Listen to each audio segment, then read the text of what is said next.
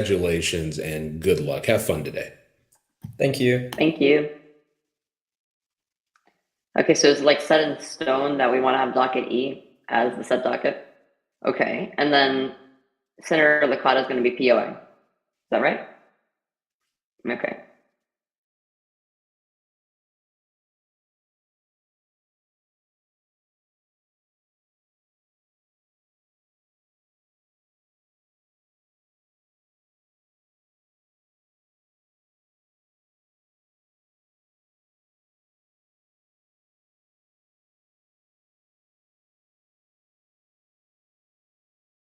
If all the judges are ready, we can get started.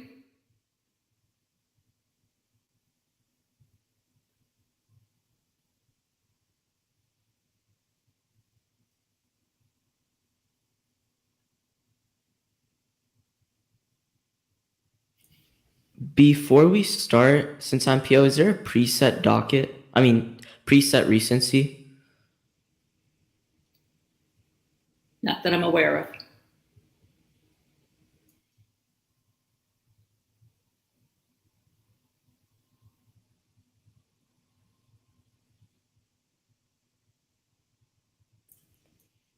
Point of inquiry, Parley. Yes.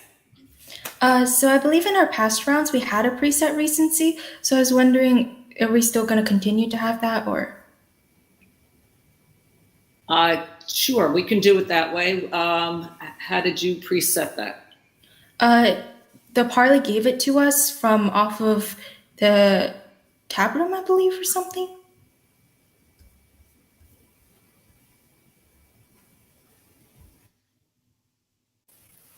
I judged 2 prelim rounds and the Parley didn't have a preset order in those ones. It might have been something that your Parley set up. Really, I mean, I have a list of all the competitors, but I don't have any preset recency.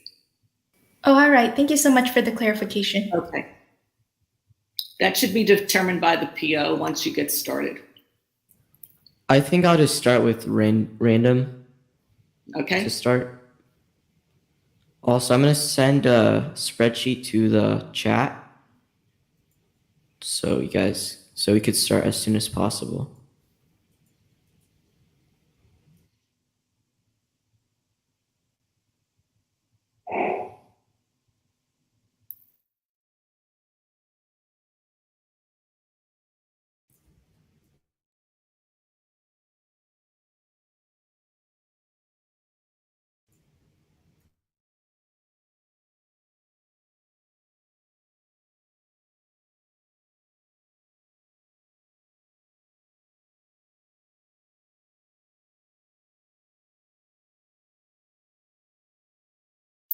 Are we ready to start, Senator Licata? Yeah, I think to make this more formal, I think we should hold a PO election, and then if I'm the only one running.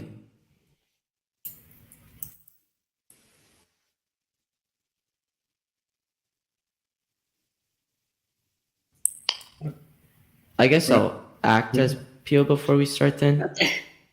Okay. Is there any motions? Senator Asadi. Motion to open the floor for PO nominations. Any seconds? Seeing majority consent, we will not need. Okay. Is there any PO nominations? Senator Ben-Sadia. I would like to nominate Senator Licata to PO. I accept that nomination. Is there any other nominations? Senator, I'll just call you Senator B, like in prelims. Senator B. No problem. I motion to close the floor for PO nominations. Any seconds? Second. Most importantly, any objections? Seeing none, hearing none. Senator Licata is now your presiding officer. Before we start, I would like to go over my time signals. 2 minutes and 15 seconds when you've hit 2 minutes and 15 seconds. 2 minutes and 30 seconds when you've hit 2 minutes and 30 seconds. 2 minutes and 45 seconds when you've hit 2 minutes and 45 seconds. And then at 3 minutes and 5 seconds, I'll count down by 10 with my fingers until you've hit 3 minutes and 15 seconds. And then I'll give you 2 seconds for maybe internet delay because, of course, this is a national tournament. We are across the country. For sponsorships and first negations, I will have 4 blocks of 30-second questioning, and when we hit 20 seconds, I'll count down by 10, and then I'll have to stop you for the sake of debate. For any other speeches, I'll have 2 blocks of 30-second direct questioning, and I'll count down by 10 when you hit 20 seconds. It seems like that's it. If there's any questions that you have during the debate, I could answer them now.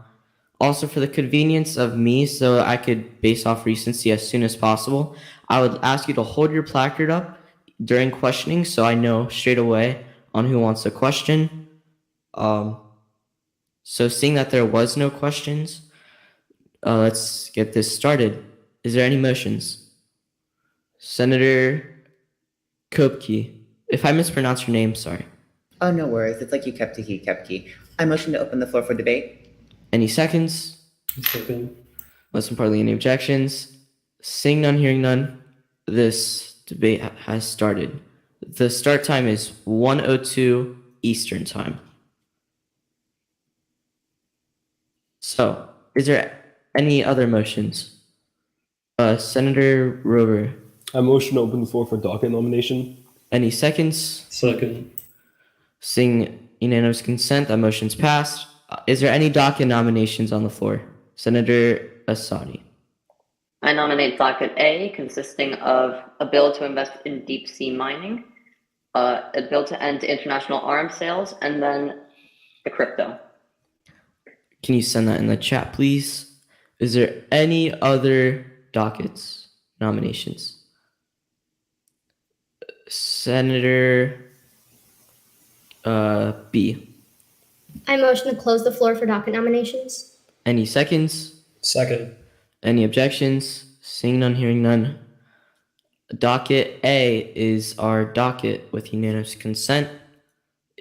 Now, is there any motions? Senator Asadi. Motion to open debate on a bill to invest in deep sea mining. Any seconds? Any objections? Seeing none, hearing none. We're now starting with a bill to invest in deep sea mining. Is there any authorships present? Is there any sponsorships? That will go to Senator Q, unopposed. I thank the chair, and for the clarity of my judges and chamber, my name is Senator Q, spelled QU as in the letter Q in the alphabet. Judges and PO, when you're ready, please give me any indication, and that would be great. Thank you. Timer begins on my first word. 329.5 million. That's the amount of people in the US who are going to be impacted by scarce minerals if we don't do anything about it. But as senators, we have to do something. For the safety of our constituents and for the future of our people, it is only critical to pass my legislation today. To begin with, allow me to contextualize the problem we're discussing in today's debate, which is the shortage of critical minerals. We need minerals to make cars, computers, appliances, etc. Without mineral resources, our industry would collapse and living standards would plummet. Additionally, by using up our minerals, we will destabilize global energy security unless the immediate efforts are made to safeguard future supply chains. Our constituents are the ones who are at stake if we fail today. PBS on April of 2021 states, critical minerals are a national security priority. Here's how my legislation will help solve that. Under Section 1, I quote, a $1 billion competitive grant program for research and development into deep sea mining technology shall be established to advance U.S. interests in the acquisition of critical minerals. In addition, The Guardian from 2021 even supports this by stating we can obtain the cobalt, manganese, nickel, and copper we urgently need for the green technologies, the electric vehicles, batteries, wind turbines that must replace our carbon-emitting cars, power plants, and factories by deep sea mining. We need to realize that there are only 2 essential ways we can get minerals, either from land or from the sea. However, if we do choose to fail my legislation today, the only alternative to these deep sea sources lie on the land, or a huge expansion of mines would trigger environmental havoc, more sinkholes, more devastated wildlife, and polluted groundwater. By failing, we are dooming our constituents to all of this. It is therefore time to pass my legislation today, because under Section 1, it would be the first stepping stone to see if deep sea mining is really the right path for us and our constituents. Because senators realize that my legislation today is an investment, not a full-on project. Therefore, passing would benefit our country in the long run. Not only do our constituents get affected by mineral shortages, it would also jeopardize our net zero goal, which is to have zero emissions in the future. According to the IEA report, a Paris-aligned effort to meet net zero by the mid-century could lead to a six-fold increase in overall mineral requirements for clean energy technologies by 2040. Senators, for the benefit of our constituents living in a greener earth, we need to explore our options. This bill is one of them. And in this case, it is to see whether plundering the riches of the deep would save our planet's smoldering landscapes. Because, Senators, I would like to remind you that failing my legislation today would doom our constituents to scarce minerals, which will affect their very well-being and living standards. By passing my legislation today, it is the only way to find out whether deep-sea mining is really the right path for us. Affirm. Thank you, Representative, for that speech of 2 minutes and 58 seconds. Again, 2 minutes and 58 seconds. Because that is the first affirmation, we are now in line for 4 blocks of 30-second questioning. Any non-questioners, please rise. That'll go to Senator Koepke, unopposed. Senator, you mentioned that there is consequences to land mining. However, sea mining can disrupt the ecosystems. Is there any concern there? Yes, there is. But however, as I remind you, my bill here is an investment. So it isn't like a full-on project that will fully disturb it. It's to Why see should whether we it invest is in disturbance though? Isn't that invasive to our environment and Earth? correct. But the only other option than this is land mining, which I have told you is it's not a good However, they option. both are harmful. Can you repeat that question? They both are harmful, so why should we still try to affirm? Well, if they both are harmful, then we always have to choose the less harmful one because our constituents are affected by scarce minerals. Thank you, Senator. The next questioning will go to Senator Pham. I thank the chair. Hi, Senator. Great speech. So just bouncing off of the question you just answered, I don't see how it makes sense to further fund a project that has no intent of changing the harms that it's already going to be doing. Well, Senator, this is an investment, so it's not like we're fully on just plundering the deep sea. That's exactly what I'm saying. Its intention isn't changing whatsoever. Correct, but this is an investment. So even if its intent is not changing, it's for the benefit of our constituents. As I have said, there isn't any other option other than this. But like it was said, ecosystems are still going to be disrupted even if we add more money. That's what they're working towards. So. Thank you, Senator. Thank you, Senator. Senator Cheng. Senator, you champion how today's bill prevents climate change, but how does mining work? I never championed that it would prevent climate change. I championed that it would help our constituents because their living standards would plummet. You stated that it would prevent CO2, but mining uses CO2. Is that not correct? Correct, but that's mainly land mining. As I've said in my speech, if we don't... But then how does this prevent climate change? Like you stated, how we can use the batteries. That's because as we mine, we improve our greener technologies, which would affect and mitigate climate change in the long term. Thank you, Senator. The next questioning will go to Senator Ben Sadia, unopposed. You mentioned that this was just an investment, but why would we want to invest in something that can't go full on? So you said that we don't want this to go full on. Why? If it's to supplant our current So right now, my legislation is to see whether we could go full on in the future or if we just should stop here. Because as we're funding this, we're just going to see if this really impacts our environment that much. Correct, but if it does, we still need this for our source of minerals. So if we want to invest, shouldn't we also be going full on? Correct. Thank you, Senator. The questioning period has elapsed and the speaker may be seated. Because that was the first affirmation, we're now in line for any and all first negations. All negation speakers, please rise. I'll go to Senator Pham. Senator Pham.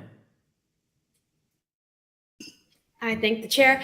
Hi, I'm Senator Pham, spelled Pham, speaking for the first time in this legislative session. I'll be timing myself on airplane mode for my own personal reference. And as always, I speak at the leisure of all those above me. And just a signal to let me know that you're ready for me to start would be great. Thank you. Climate change seems to be a large shadow casting over the shoulder of our country and world. It's evident we'll take any desperate jab at slowing it. The truth is that shifting from primarily land mining to deep sea mining isn't a way to resolve this. It's sticking a band-aid on one wound and opening another. Senator Q proposed that this legislation is beneficial because it's providing us the minerals we currently lack.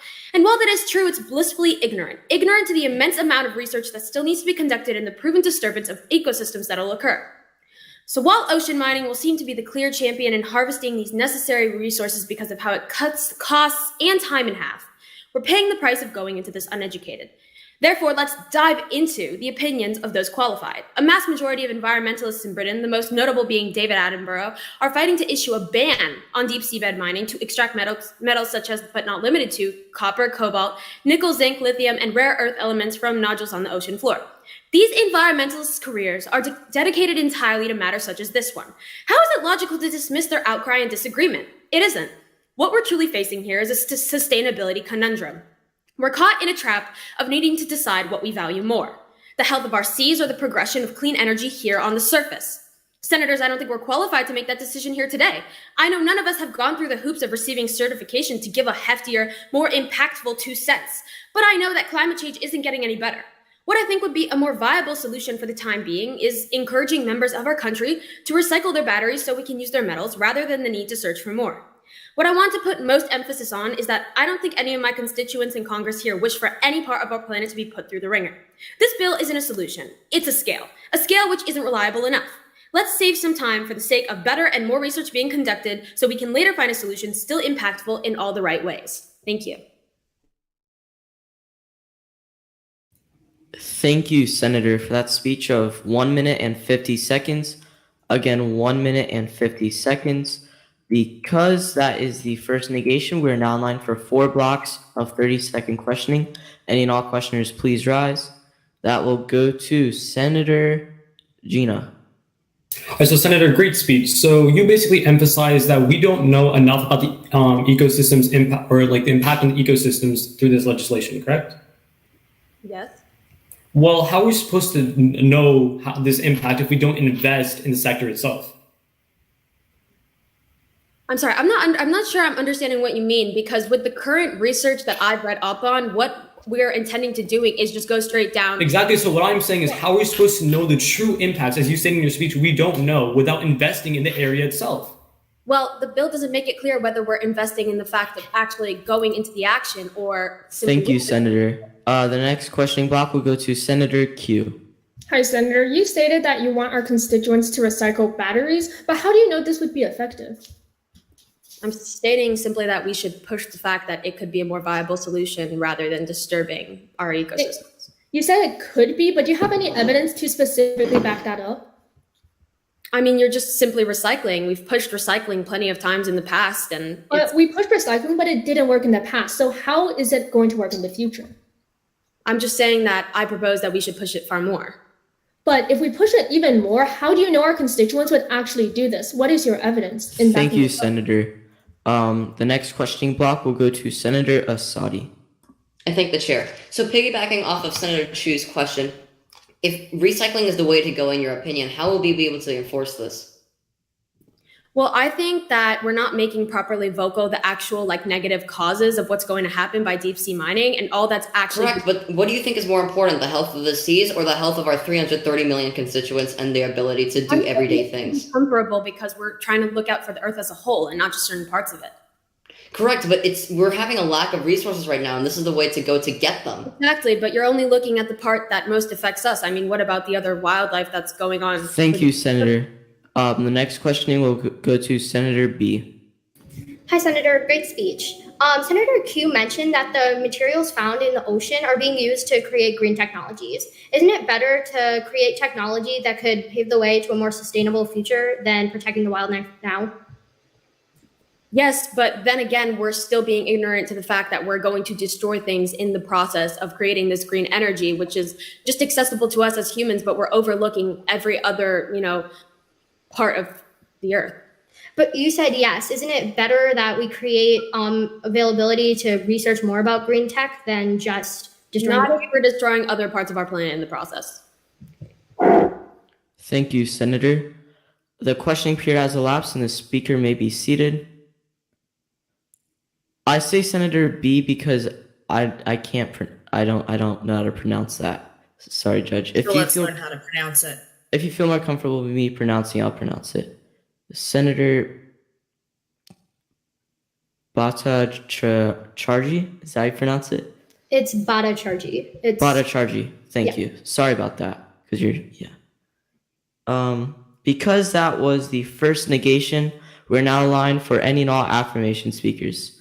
Any and all affirmation speakers, please rise.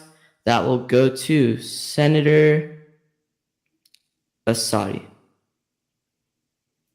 I thank the chair. So for the clarification of the judges in chamber, my name is Senator Asadi, spelled A-S-A-D-Y, speaking for the first time this legislative session. As a note to the PO, I will be timing myself on my phone. It is on airplane mode, but I do understand that your time is the correct and final time. Judges, please give me any indication when you are ready. All right.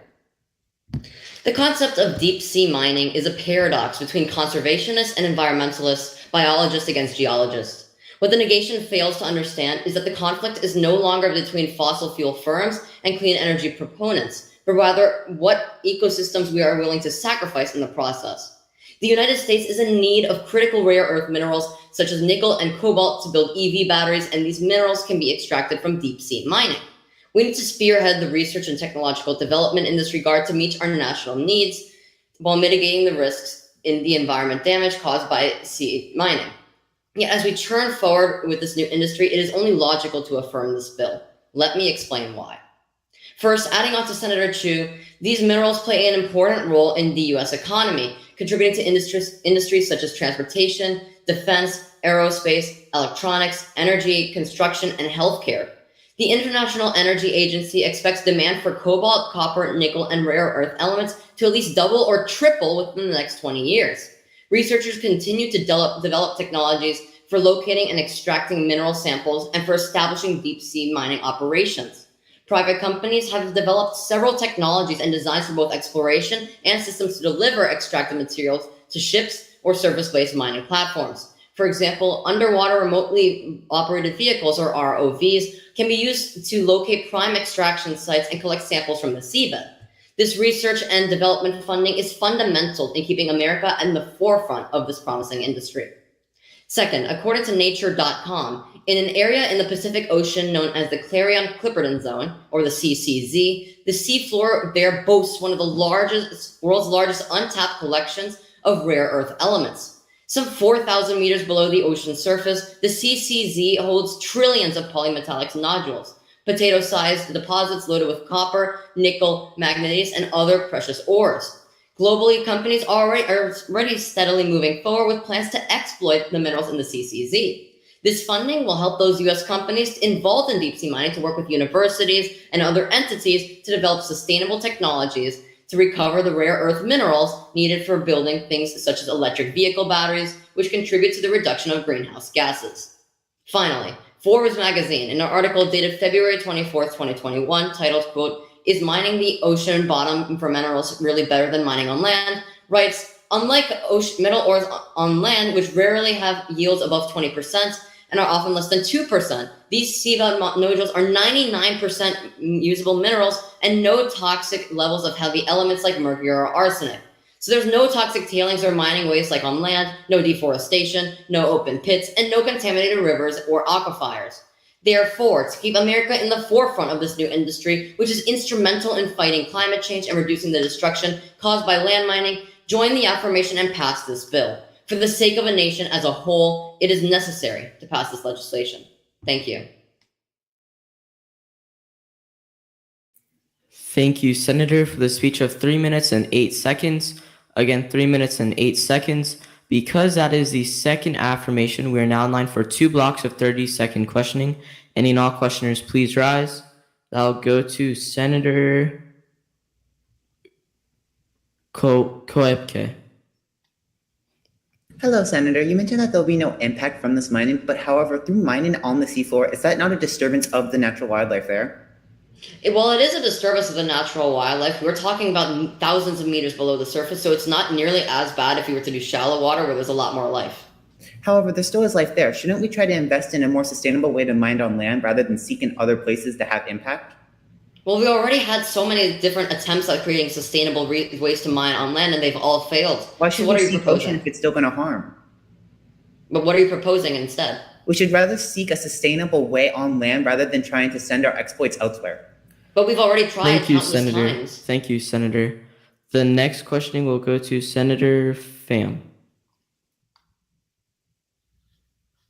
I thank the chair. Hi, Senator. So just bouncing off of the last question, could you please brief me on how it makes sense to make a sacrifice of another part when, as Senator Koepke was saying, we should look for just a more viable solution on land? Right, but countless times over and over again, we've been trying to create more sustainable ways of mining, yet we've never had really any good idea when it comes to this. So the fact that deep sea mining is a new industry that's emerging with new technologies, we have to invest in it because it's a lot more sustainable than on land, like I said in my speech. Thank you, Senator. The questioning period has elapsed and the speaker may be seated. Again, if I mispronounce your name, I'm so sorry. It's obvious I'm not that good at pronouncing names. But, so because that was an affirmation, we are now in line for any and all negation speakers. Any non-negation speakers, please rise. That will go to state that inquiry. Would you mind posting your PO sheet in the chat? I don't believe you did yet. I think it's above Senator Rodriguez. I could do it. Okay. Thank you. Okay, because that was a speech in the affirmation, we're now in line for any non-negation speakers. Any non-negation speakers, please rise. I'll go to Senator Koepke. I thank the chair. Hello, I am Senator Kepke, like you kept the key. No worries, it's spelled Koepke. This will be my first time speaking in this legislative session. And just to let the judges and PO know, I will be timing myself for my own reference. Additionally, as always, I'll be at the leisure of those above me, and my time will begin on my first word. Thank you. Oh, PO, I have a point of order. State that order. I'm above Senator Koepke in the recency chart. They said for speeches it's by randomness. That's what the parliamentarian said. Am I right? If you desire, I can allow you to go prior. No, it's all right. You can go ahead. Wait, I just want to ask the parliamentarian again. There is no preset recency, right?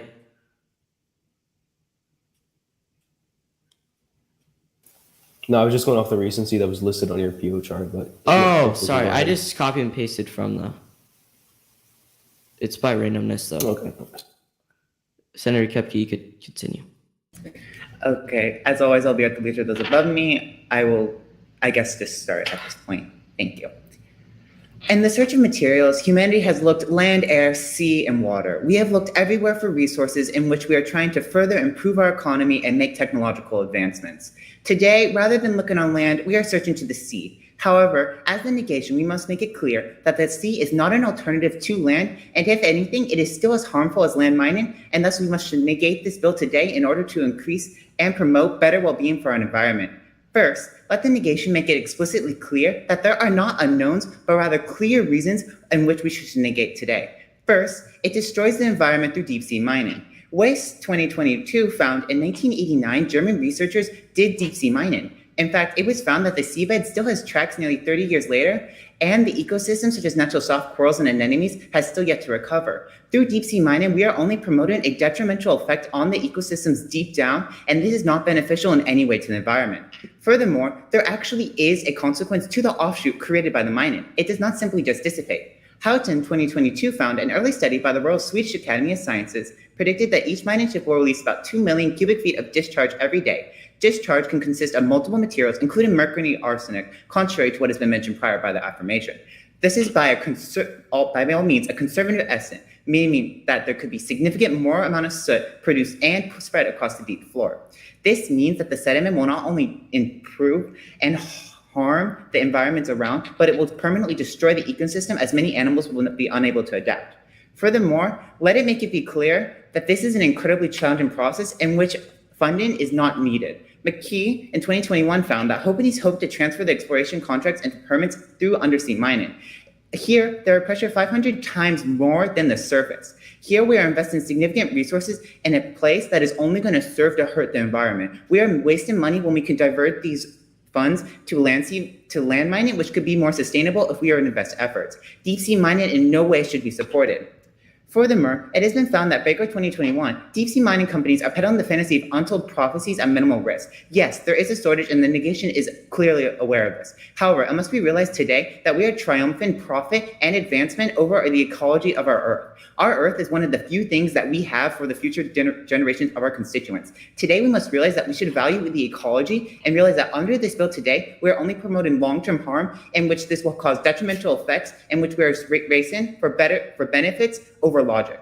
Today, we must realize the affirmation has made clear that this will not be harmful. However, this is the farthest from true. Senator Q and Ashadi both say that there are mineral shortages, and yes, this is true. However, we can address this by sending the funding elsewhere, such as land mining, which can hopefully be sustainable with more prior research. However, today, this bill fails to do anything successful as it only serves to harm our ecology, which is not a benefit to a shortage in which we need to solve better. Today, we should negate today as we do not want to harm our Earth further. I thank you.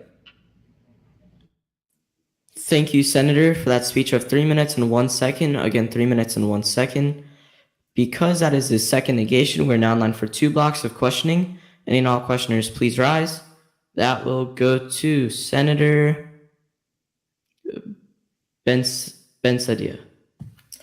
Thank you, P.O. Great speech, Senator. You mentioned that by deep sea mining, we're prioritizing advancement over the environment, but by deep sea mining, we can also get larger amounts of cobalt and lithium, which are... This is at the detriment of the environment, in which there are many species we have not found yet, and by promoting this, we are only promoting the destruction of ecosystems that would otherwise be unknown. Thus, we should rather refrain from advancement and try to look for a more sustainable way when the Earth is the only thing we can give to our future constituents. We should not place the environment under advancement, since the environment is the only thing we can give to our future constituents. But this type of advancement in sustainable technology will lead We should rather point elsewhere and negate, since the affirmation serves to only harm. Negation is key today. Thank you, Senator. The next questioning will go to Senator Q. Hi, Senator. You state the example of diverting funding to sustainable land mining, but in what way is land mining sustainable? Unfortunately, land mining and deep sea mining both have detrimental effects on the environment. However, it must be realized today, if we're trying to diverge our issues and push it under the rug through deep sea mining, we're only serving to destroy ecosystems. Senator, your alternative of land mining creates more pollution than sea mining, so how does it explain? However, we could use these funds to look for a more sustainable resource. It's not directly a direct relation. However, we should negate today, since we're only promoting further destruction. We should try to Senator, you do realize that more harm. Thank you, Senator. Thank you, Senator. The questioning period has elapsed and the speaker may be seated. Senator Ben Sadia, is that a motion? No, I wanted to speak now. Okay. Because that was a negation speech, we are now in line for any and all affirmation speakers. All affirmation speakers, please rise. That will go to Senator Bhattacharjee. Hello, this is Senator Bhattacharjee, that's spelled Bhattacharjee, speaking for the first time this legislative session. Before I begin, can I get a signal from our PO signaling you're ready and a signal from our judges? Okay, perfect. Please begin your time on my first word. The ocean is a friend of mine. This is a quote from 2016 Disney phenomenon Moana. And I think I can safely say that every senator in this chamber feels that the ocean is a friend to them in the way that we must protect it. Although it may seem on the surface that the best way to do this is by protecting its resources, we can understand by diving a bit deeper that this is not the case. So, senators on the negation, now is the time to start treating the ocean as your friend and pass. Today's legislation has boiled down to one question. What effect does it have on climate change? Although my fellow senators Q and Asadi has explained the benefits of mining underground, let me further crystallize. Let's take the negation on their highest ground and say that collecting resources from the ocean floor would have a higher net harm. But here's why the impact will never come to fruition. Senator Asadi finds that CO2 emissions are under 2%. Let me provide a more recent example. The Scientific American in June of 2022 finds that the recent report from the United Nations deep sea mining is the only option to land mining, producing zero carbon emissions, because when we combine it with the salt from the ocean, the chemical imbalance is corrected and the CO2 breaks apart. So Senator Keoke, your concerns from cross-examination can be put to rest. And while the negation may argue that stripping the ocean floor from its natural resources will have a detrimental impact on ocean life and environment, they fail to acknowledge the purpose of collecting these materials. According to The Guardian in 2022, by stripping the ocean floor of its material wealth, we can obtain these materials that we urgently need for green technologies, electric vehicles, batteries, and wind turbines. And the Harvard Business School in July of last year finds that mining of materials in the sea rather on land like Democratic Republic of Congo can improve human life conditions in 42 countries. Thus, this bill creates an opportunity to create more sustainable technologies while improving human rights. This will allow us to decrease our carbon footprint, conserve energy in the future, and change the narrative of quality of life for millions. But finally, Senator Pham and Keoke, you state that ecosystems will be damaged by deep sea mining. However, look at the same study which finds deep sea mining is so far down that only ecosystems it impacts is microscopic life. Let's take the negation on their highest ground again and look to the affirmation world. The Center for Biological Diversity in May of this year finds that land mining continues to destroy 22.5% of the Earth's biodiverse by the year 2035. No impact on the negation outweighs climate change. The subsequent loss of human life is caused by it. Let me be the first senator on the affirmation to quantify. But according to Forbes on July 31st of 2021, it explains, if not corrected, climate change will take 83 million lives by the year 2100. Senators, now is the time to start protecting the environment like a friend would. The creation of green technology will pave the way for a more sustainable future, and the possibility to fail brings to life alternatives that might have even worse consequences than collecting the ocean's resources. You pass today because it values human life and gives opportunities for sustainability. Pass. Thank you. Thank you, Senator, for that speech of 3 minutes and 4 seconds. Again, 3 minutes and 4 seconds. Because that is the third affirmation, we are now in line for 2 blocks of questioning. And all questioners, please rise. That will go to Senator Upadhyay. Yeah, thank you. I thank the chair. So, Senator, do you agree with me that deep sea mining results in chemical pollution and light pollution? As I said in my speech, the chemical imbalance is corrected by salt in the ocean, so there is no real effect. What do you mean there's no real effect? Like the chemical pollution is going to contaminate the water, correct? No, as I stated, based on where deep sea mining is happening and how deep it's happening, the only impact it will have on the ocean will be corrected by the salt in the water, as I stated in my speech. Additionally, the only organism that will be impacted is microscopic life. Thank you, Senator. The next questioning will go to Senator Rover. Thank you. Don't you think today's legislation can be used to sort of propel the deep sea mining industry? It could, yeah, definitely. Deep sea mining is such an amazing industry in that it promotes green technology and promotes more sustainable collection of materials. So this will definitely propel an industry that is moving forward safely and sustainably. Okay, but you continuously mention the little environmental impact that it will have. Don't you think this will just worsen it? No, of course not. Because as I stated in questioning, the alternative is land mining, which will have much more of a detrimental impact, and the impact on the ocean will be microscopic. Thank you, Senator. The questioning period has elapsed and the speaker may be seated. Because that was a speech in the affirmation, we are now in line for any and all negation speakers. All negation speakers, please rise. I'll go to Senator Rover. Thank you. My name is Senator Rover, spelled R-O-V-E-R-E. This is my first time speaking in today's particular legislative session. As always, I'm the leader of those above me, so please give me a nod, signal, PO, parley judges when you're ready for me to commence my speech. And I will be timing myself on airplane mode, but I understand the PO's time is the official time.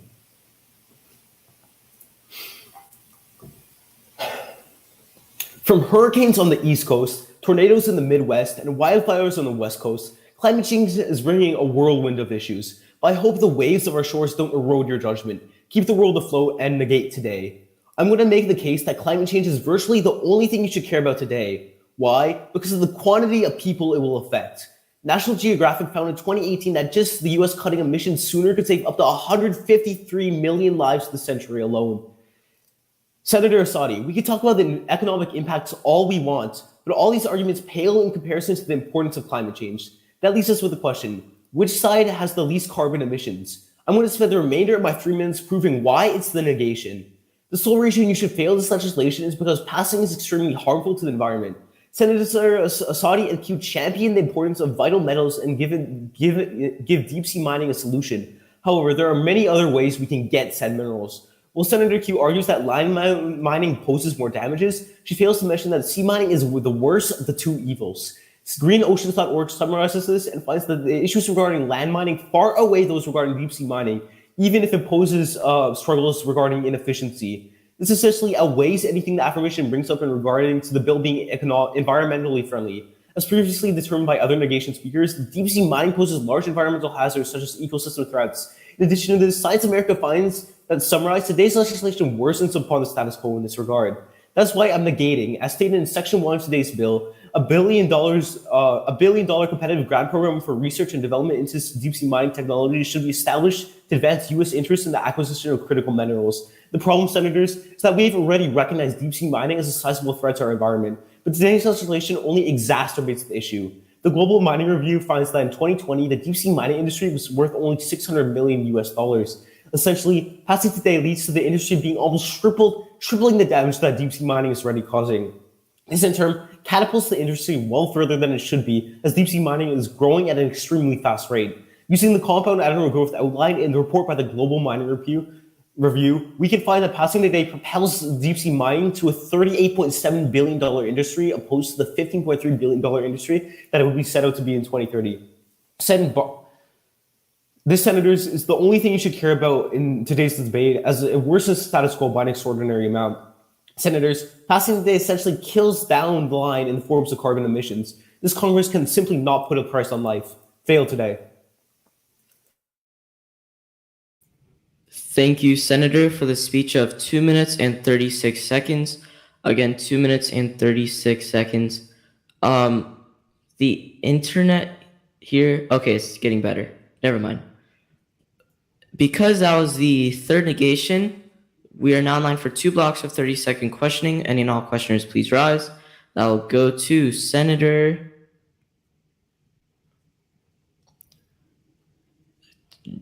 Asadi. I thank the chair. So far throughout this debate, the negation has championed the idea of making a more sustainable version of land mining. So instead of passing this bill, what do you have in mind? Well, like I said in my speech, passing today only propels the deep sea mining industry further than the point where it already is at. And that's the point of this bill. It's supposed to fund it. Yeah, but as we've pretty much agreed on, deep sea mining, and the evidence I brought in my speech simply states that deep sea mining will have a great let me rephrase. Deep sea mining is more impactful at set rate than land mining. Right, but Senator Bhattacharjee said in her speech that the impacts on life would be microscopic. Well, as we previously established. Thank you, Senator. The next questioning will go to Senator Gina. Actually, no, I would not like to question anymore. Okay, the second questioning will go to Senator Bhattacharjee. Hi, Senator. Great speech. I understand your concerns, but the only alternative to deep sea mining is on land. How do you propose we mitigate the large sums of carbon emissions emitted on land? Okay, but as I've stated, just in general, while land mining can struggle with inefficiency, inefficiency, I'm talking about carbon emissions. Okay, yeah, sorry, I was getting to that. Well, land mining can pose issues with inefficiency. As I stated in my speech, it has proven to have an impact at a less rate than deep sea mining. At a less rate, carbon emissions are continually. Thank you, Senator. The questioning period has elapsed, and the speaker may be seated. Because that was the speech in the negation, we are now in line for any and all affirmation speakers. All affirmation speakers, please rise. I'll go to Senator Ben-Sadia. I thank the chair and the judges for their time.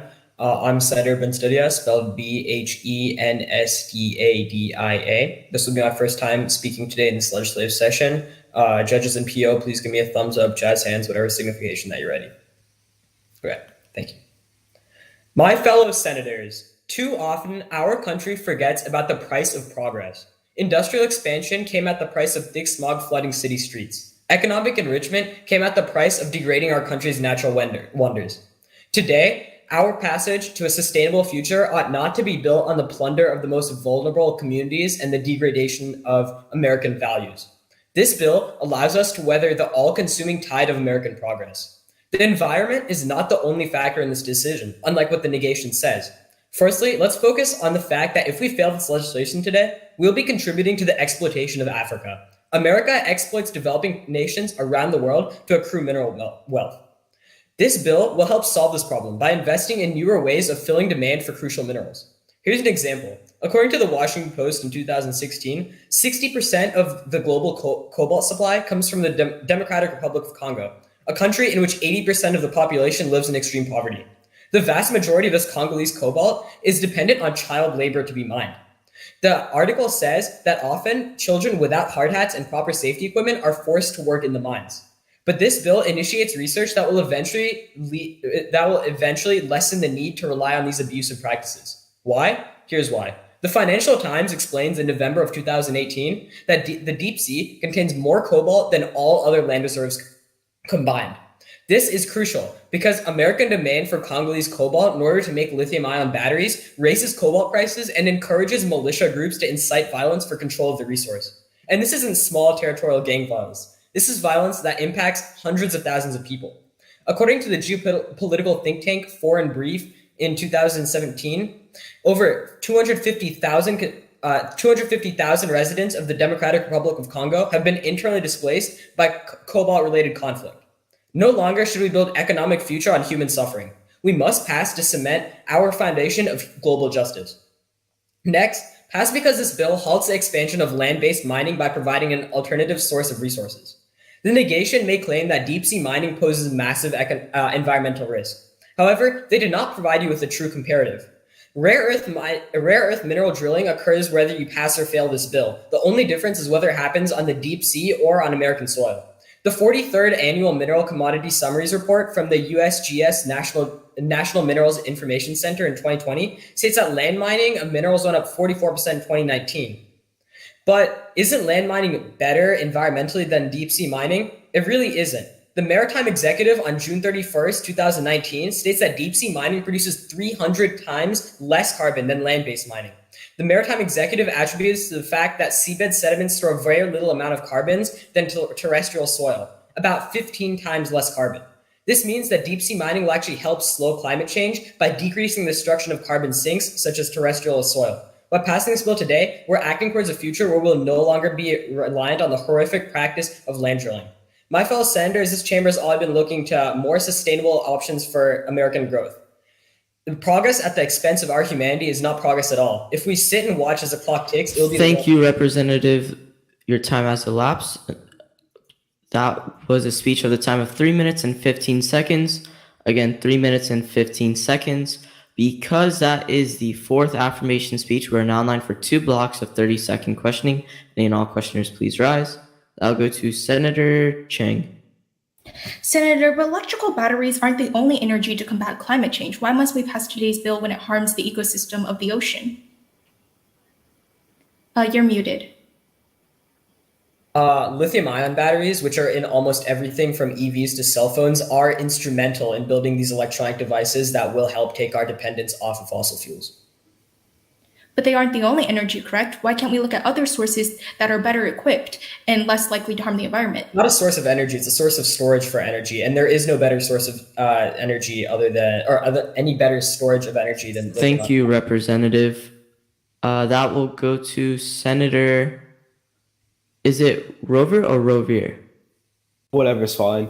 I do agree with you about what is occurring in Africa in regards to cobalt mining is awful, but doesn't this get outweighed by the fact that this legislation could potentially be like life-threatening to many people, as we previously stated?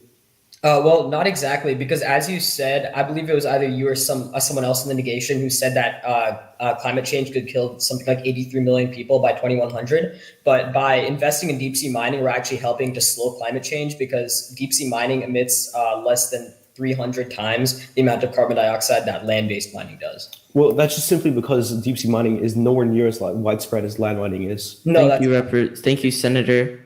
The questioning period has elapsed and the speaker may be seated. Because that was a speech on the affirmation, is there any negation speakers?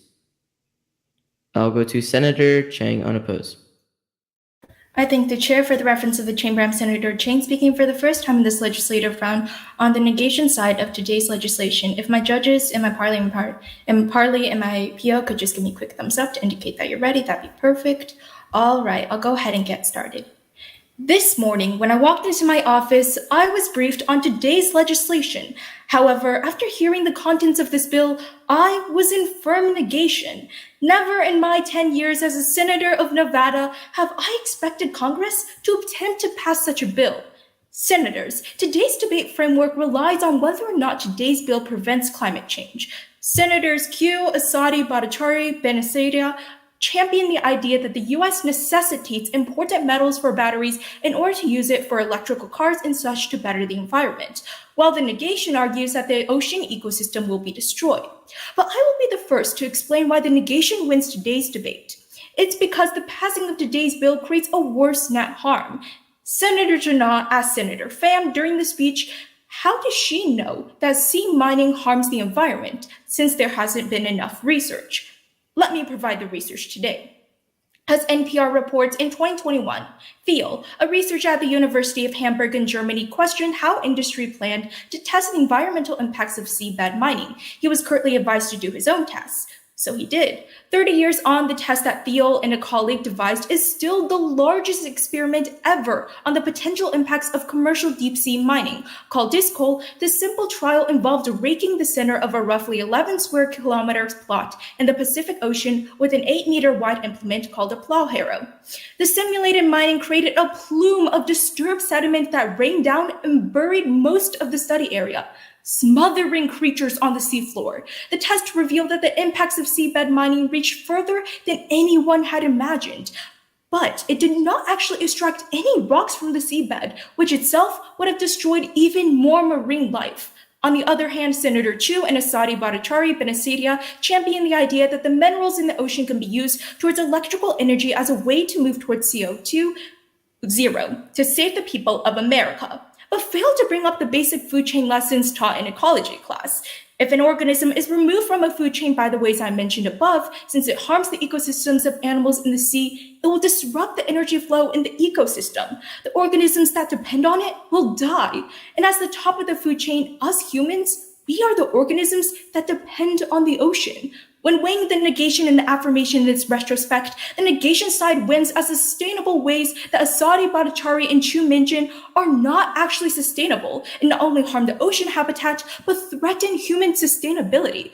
Further, Asadi and Chu, you ask what solution the negation can provide for climate change, but let me distance myself from my negation colleagues, and instead of using land mining, let me turn you to further research in geothermal fracking. Unlike minerals, which are finite, the Earth's energy is nearly infinite. As Vox reports, geothermal may hold the key to making 100% clean electricity available to everyone in the world, which is far better than researching ocean mining. The negation has fulfilled its burden of proof. We've shown that today's bill does not mitigate the issue of climate change, but exacerbates the issue. Negate.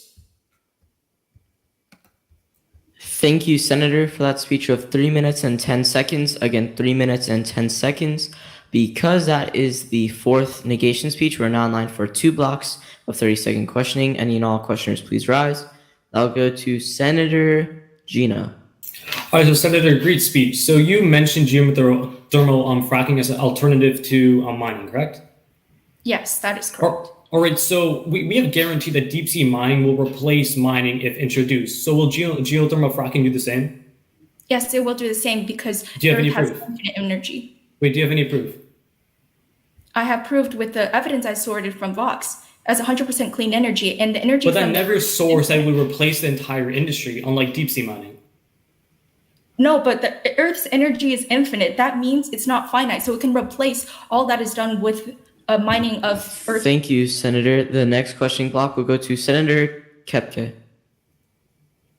Hello, Senator. To extend off the prior question, geothermal fracking sounds like it's a harnessing of energy rather than the necessary resources such as minerals that we are seeking. Why should we still affirm today if the negation has still provided a alternative?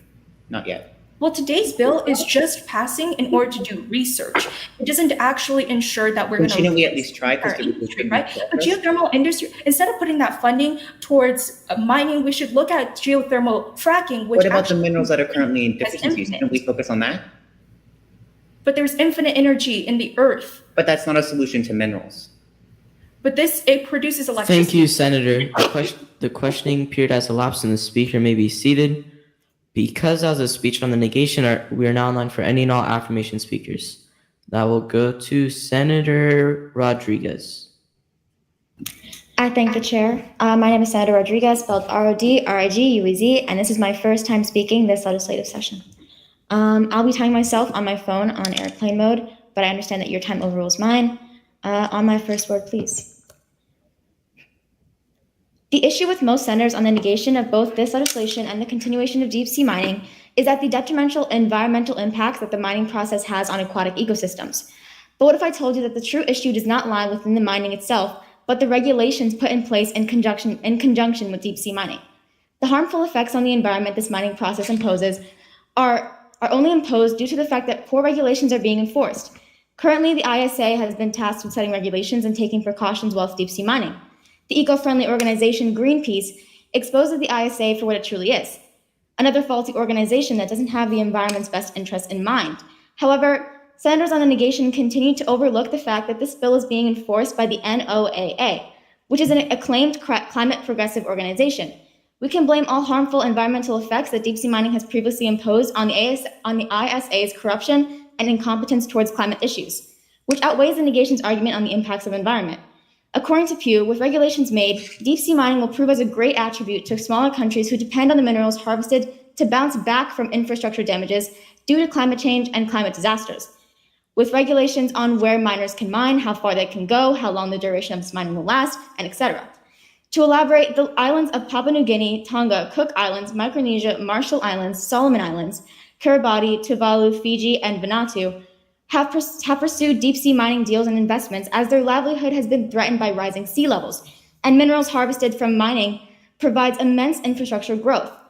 So not only will this bill enforce that the right regulations be made in conjunction with deep-sea mining, it encourages the progressing recovery of smaller underdeveloped nations from the effects of climate change. Senator Panzadia reinforces this point by explaining the situation with Africa. If these countries and smaller nations continue to be exploited for minerals on land, a much larger problem will emerge. As Senator Sadi states, with the funds harvested from this legislation's passing, we can work towards mitigating the effects of the most detrimental impact of climate change, carbon emissions and immense air pollution, which harms affect the entirety of the planet. Senator Panzadia provides a great statistic exposing to the negation just how much worse deep sea mining than land mining actually is. Senator Bhattacharjee elaborates more on this point, bringing to the attention of the chamber the sustainable technology and benefactors the passing of this legislation will ensue. Weigh your cost here, senators. Thank you, Senator, for that speech of 2 minutes and 22 seconds. Again, 2 minutes and 22 seconds. Because that was the fifth affirmation speech, we're now online for 2 blocks of 30-second questioning. Any and all questioners, please rise. I'll go to Senator Rover. Thank you. So at what point does the bill say that the NOAA will oversee mining operations? Hold on, let me just get the bill up really quickly. It says, okay, so if you go to the section 3, it says the National Science Foundation and the NOAA will jointly administer the grant program and will be overseeing it. Okay, the word grant program, right? Doesn't that just, sorry, let me rephrase. The word grant program, doesn't that relate to the funding of said research operations and mining? Thank you, Senator. The questioning block has elapsed. The next questioning block will go to Senator Gina. All right, so Senator, bounce off what Senator Rovier was touching on. The NOAA has no impact on overseeing the mining operations. So how does this impact your point? Well, I'm assuming that they will look in, like they don't provide grants to people that they haven't researched first, or people that they haven't. Well, no, they provide grants to all U.S. owned companies, but not foreigners. So what if U.S. owned companies are basically free to do what they want? But isn't this only impacting the U.S.'s ability in deep sea mining? Well, the U.S. is a large percentage of all deep sea miners. Well, how is this like? I don't see how this is relevant. If this is a bill. Thank you, Senator. The questioning period has ended, and the speaker may be seated. Because that was a speech on the affirmation, we are now in line for any and all negation speakers. Again, any and all negation speakers. The Senator Asadi. I have a motion. State that motion. Motion to break the AFNEG cycle. Second. Any objections? Seeing none, hearing none. The motion's passed. Is there any affirmation speakers? I'll go to Senator Gina, unopposed. I thank the chair once again for the judges. My name is Senator Jinnah, spelled Jinnah. Once again, Jinnah. Any signal from the judges and PO would be much appreciated. All right. On my first review. All right.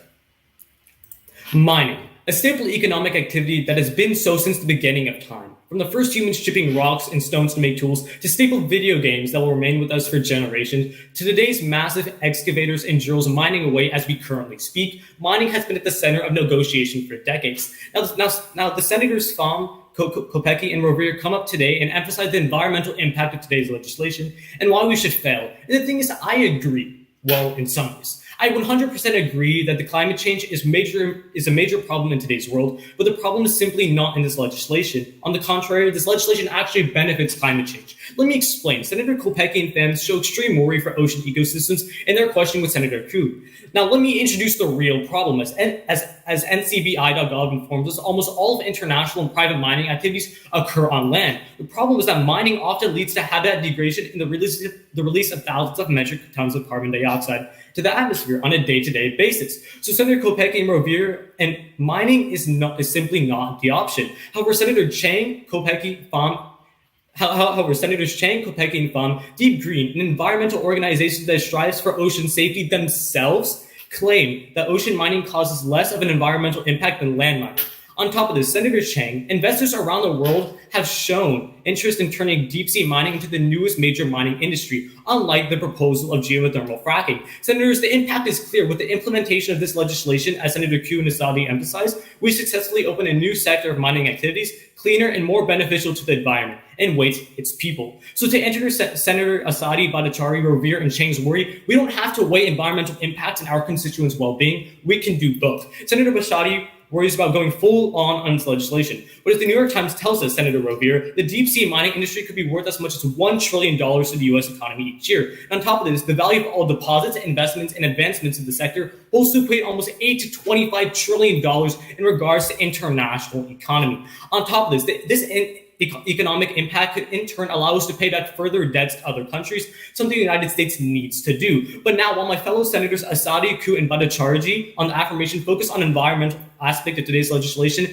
today let's look at the other side of the problem concerning our constituents and the status quo. As the Wall Street Journal tells us, ocean communities are some of the poorest communities in the world, especially after the lack of tourism in these countries due to the COVID-19 pandemic. However, Senator Rodriguez touches on, Deep Green once again tells us polymetallic nodules, the main target of deep sea mining, represents an opportunity for these states, which have historically been left behind in global development, bringing billions of dollars in economic aid for these developing nations.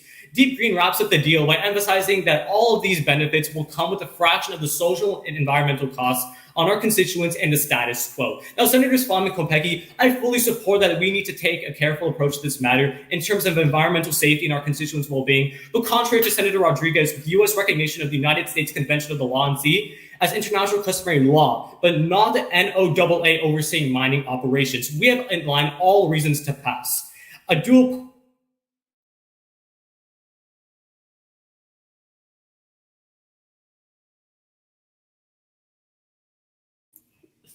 Thank you, Senator. Your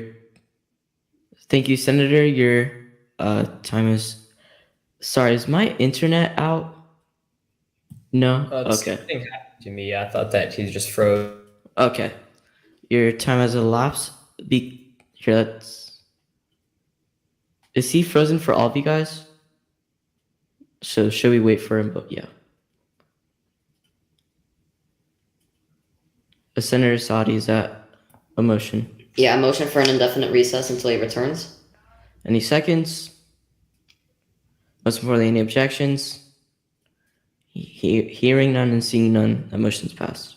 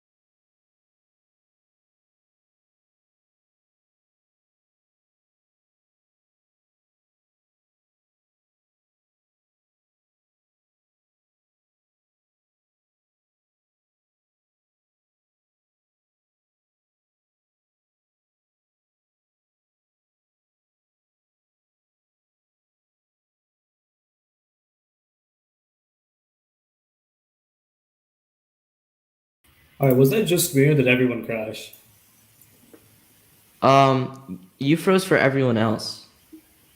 Right, because for me, like, yeah, one of my like, yeah. So for questions, I'm gonna have everyone turn their camera off, besides me, of course.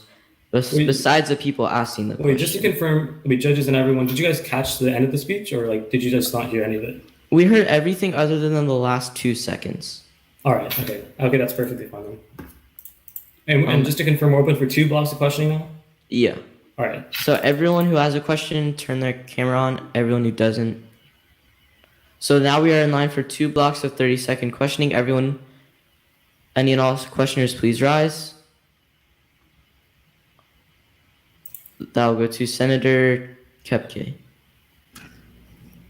Hello, Senator. You mentioned today that the carbon emissions from mining go directly elsewhere, but the ocean serves as one of the greatest carbon sinks. Why should we harm the ocean that is the sink itself? Well, I never said that the carbon emissions go elsewhere. I simply said that this alternative will be better than current methods. We're forming the sink that takes in the carbon emissions from land mining. Shouldn't we invest elsewhere?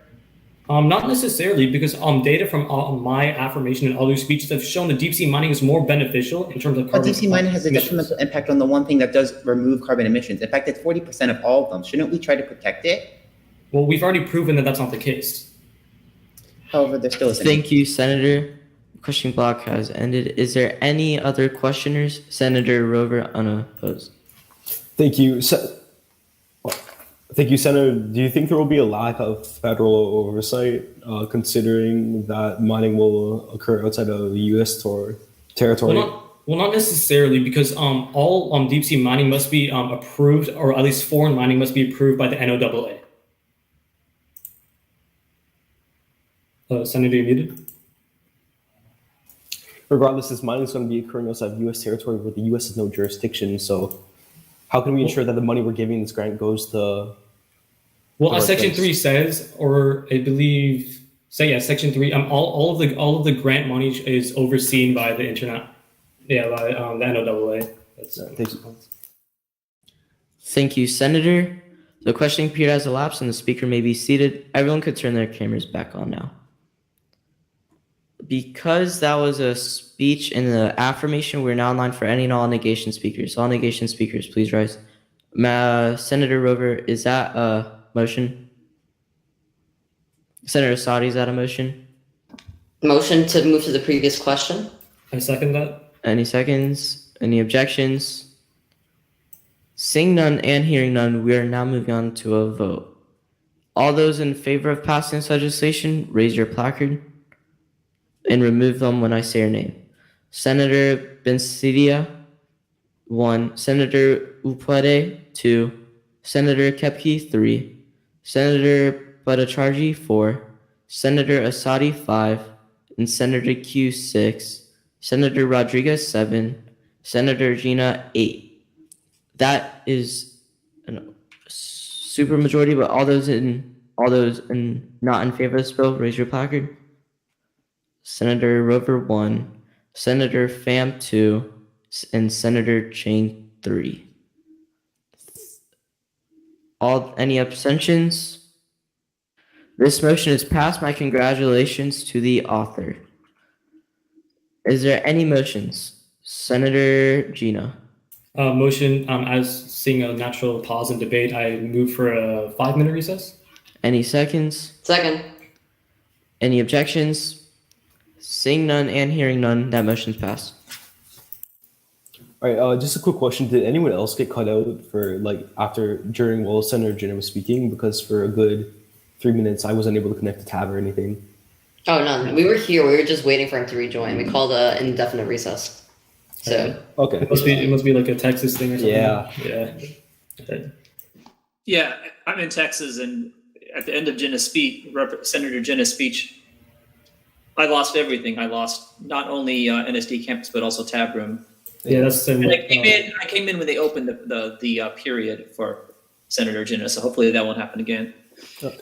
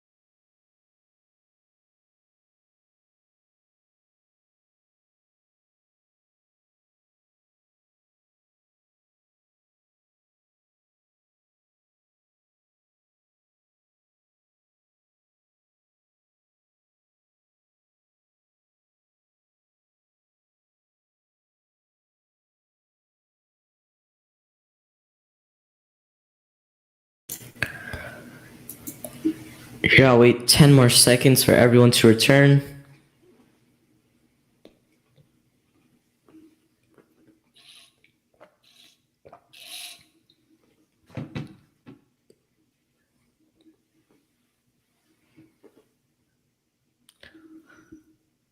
We're waiting for one more judge.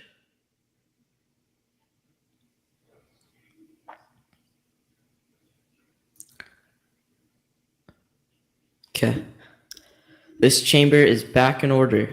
Is there any motions? Senator Bensidia? Motion to begin debate on a bill to end international arms sales. Any seconds? Second. Most importantly, any objections? Seeing none and hearing none, we're now moving. That motion is passed. Is there any authorships? Is there any sponsorships? Senator Bhattacharjee. Hello, this is Senator Bhattacharjee, that's spelled Bhattacharjee. And before I begin, I would like to offer my fellow senators, judges, and spectators a quick trigger warning regarding gun violence and the mention of mass shootings in today's sponsorship on a bill to end international arms sales. If any of you find these topics triggering, please take the time to conserve your mental health and turn off your speaker or mute my audio. And when I'm done, I will give a quick wave to show I've concluded my speech. I'm going to just take a second to allow anybody who needs to do that. Okay, please begin your timing on my first word.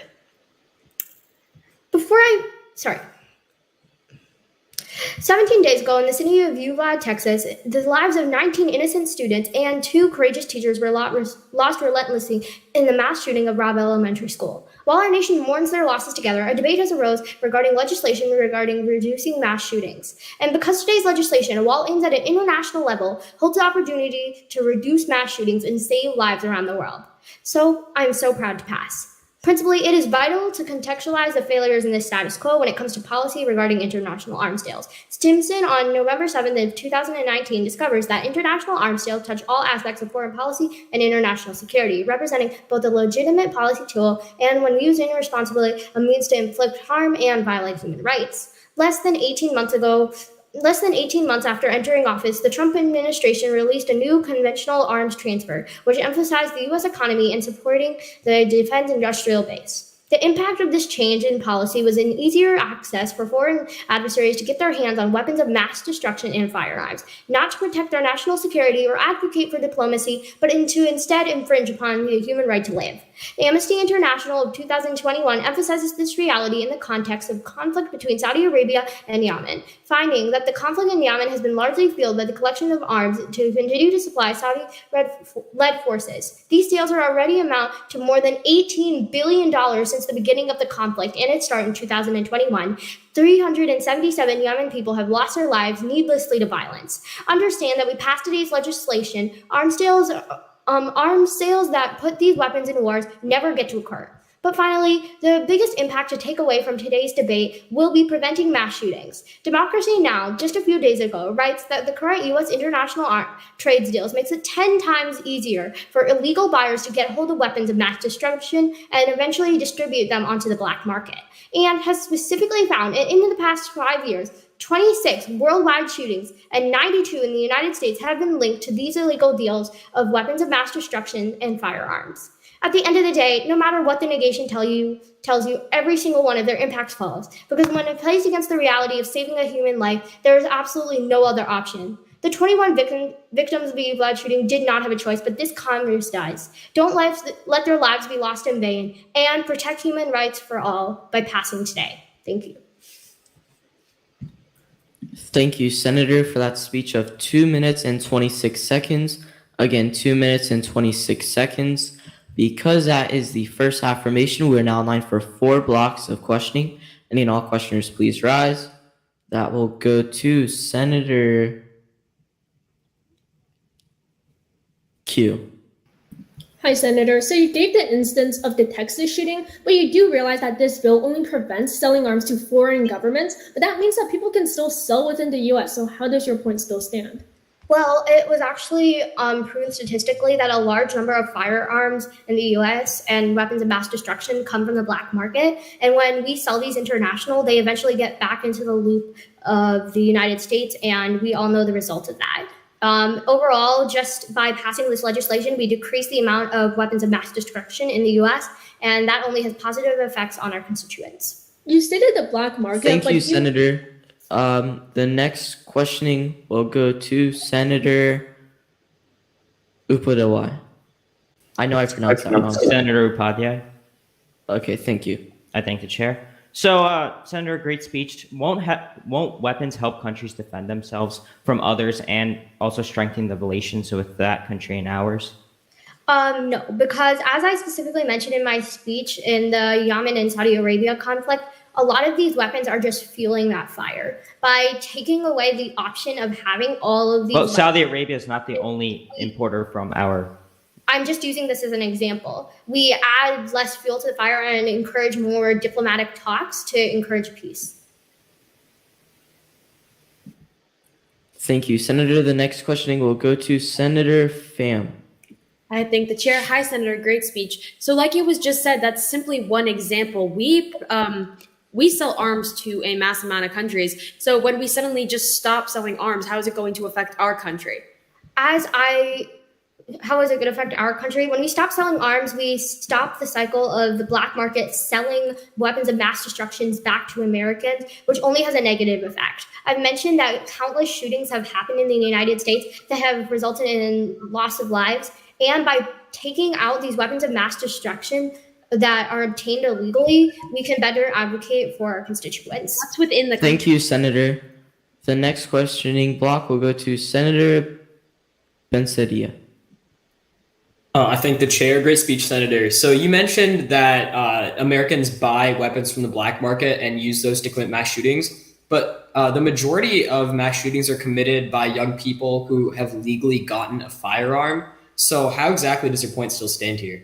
I'm not saying that I was asked about how international arms deals affects the United States. That's just one way it affects the United States. Some of these shootings happened because elections are obtained illegally, but my point still stands because it has a great effect on the outside world. We're promoting diplomacy by encouraging a less use of weapons. Thank you, Senator. The questioning period has elapsed and the speaker may be seated. Because that is the first affirmation, we are now in line for any and all negation speakers. All negation speakers, please rise. That will go to Senator Asadi, unopposed. I thank the chair. So for the clarification of the judges in chamber, my name is Senator Asadi, spelled A-S-A-D-Y, speaking for the second time this legislative session. As a note to the PO, I will be timing myself on airplane mode, but I do understand that your time is official. Judges, please give me any indication when you are ready. All right. Weapons and armament make up 3.2% of the US's total GDP, as it remains one of the largest industries in this economy, with a large portion of it from international sales. Passing this legislation is simply not viable. While I do fully agree with the affirmation's concerns on violence utilizing the machinery that we are pumping out and their idealistic views of a world without violence, we simply must retain our capitalist values that separate us and differentiate us from other countries around the world. Therefore, for the sake of the economy, let the negation convince you to negate on this bill. First, according to the Aerospace Industries Association, there are over 2 million jobs tied to the aerospace and defense industry manufacturing in the USA alone. Stopping international arms sales will eliminate a significant number of these jobs, causing serious unemployment and financial difficulties for the workers in these industries, their families, and their communities. Furthermore, we stand to lose hundreds of billions of dollars in GDP, which will impact our economy adversely. Second, stopping international arms sales would lead to Russia, China, and France to fill the gap created by no U.S. arms sales. Our friends and allies who depend on America's advanced defense technology will be forced to buy their fighter jets, helicopters, tanks, and armament from our military rivals. China and Russia are our top two adversaries, and we must not enable them to sell arms to countries such as Saudi Arabia, which is the biggest buyer of U.S. arms. This will cause the Saudis to replace us with the Chinese and Russians, which would threaten regional alliances and the normal flow of oil through the Persian Gulf. Third, China and Russia are already investing heavily in advanced weaponry such as hypersonic missiles, which have no defense and can threaten the US with nuclear warheads. Stopping international arms sales leads to the US falling much behind our adversaries in developing advanced defensive weaponry such as hypersonic missiles. This is due to a loss of engineering talent in our defense contractors, who are primarily responsible for designing and building military hardware for our own defense as well as for export. Falling behind our adversaries in defense technology is a serious national security threat to the USA. Therefore, to protect the jobs of millions of Americans, millions of our constituents in our defense industry, to keep our military alliances intact, and to protect our national security, we must negate this bill. Although we can try to expand global peace using other measures, this bill is simply too extreme of a measure to ensure a smooth ride for the defense industry in the coming years. Thank you. Thank you, Senator, for that speech of 2 minutes and 38 seconds. Again, 2 minutes and 38 seconds. A reminder to the chamber to keep your microphones muted during speeches and questioning. But moving on, because that is the first negation, we're now in line for 4 blocks of questioning. Any and all questioners, please rise. The first questioning will go to Senator Bhattacharjee. Countless of these weapons have been used to inflict harm and from other countries and not advocate for democracy, as you said. How can the United States stand for advocating for the detriment of human rights? Well, this kind of action would require an international body such as the UN to take action rather than solely us, because we would inflict a lot more damage to ourselves rather than what we're already doing by selling arms. By selling arms, we're encouraging the non-diplomatic way of solving other countries' issues. How can we stand for that? Like I said, we cannot stand for that. Senator. This bill is a bit of Thank an you, extreme Senator. approach. Thank you, Senator. The next question will go to Senator Cheng. Senator, how does the sales prevent Russia and China? Wouldn't they be increasing their arms because they see U.S. increasing it?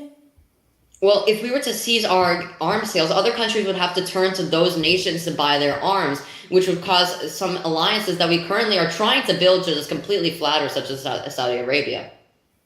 But as previous affirmation speakers have proven, Saudi Arabia has misused the weapons for humanitarian abuses. Why should we allow that? Because it's also in our own interest. Well, I fully agree with your point on how humanitarian rights are being violated due to the Saudis. Thank you, Senator. Thank you, Senator. The next question will go to Senator Opade. Thank the chair. So you mentioned the millions of jobs that could be lost. Are these jobs for the international arms trade, or since like America still has to get arms for themselves, how are they going to be lost?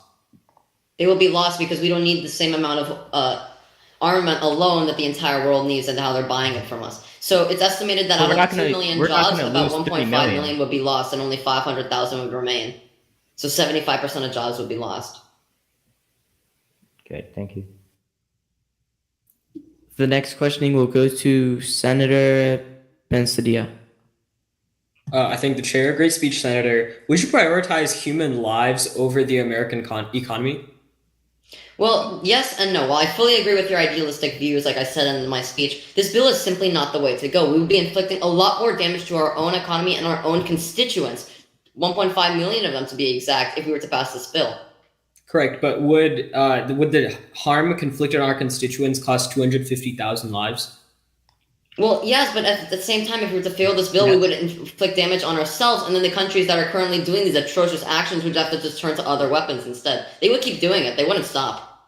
Well, the United States does have more advanced weapons. Thank you, Senators. Thank you, Senators. The questioning period has elapsed and the speaker may be seated. Because that is a speech on the negation, we are now in line for any and all affirmation speakers. That will go to Senator Q.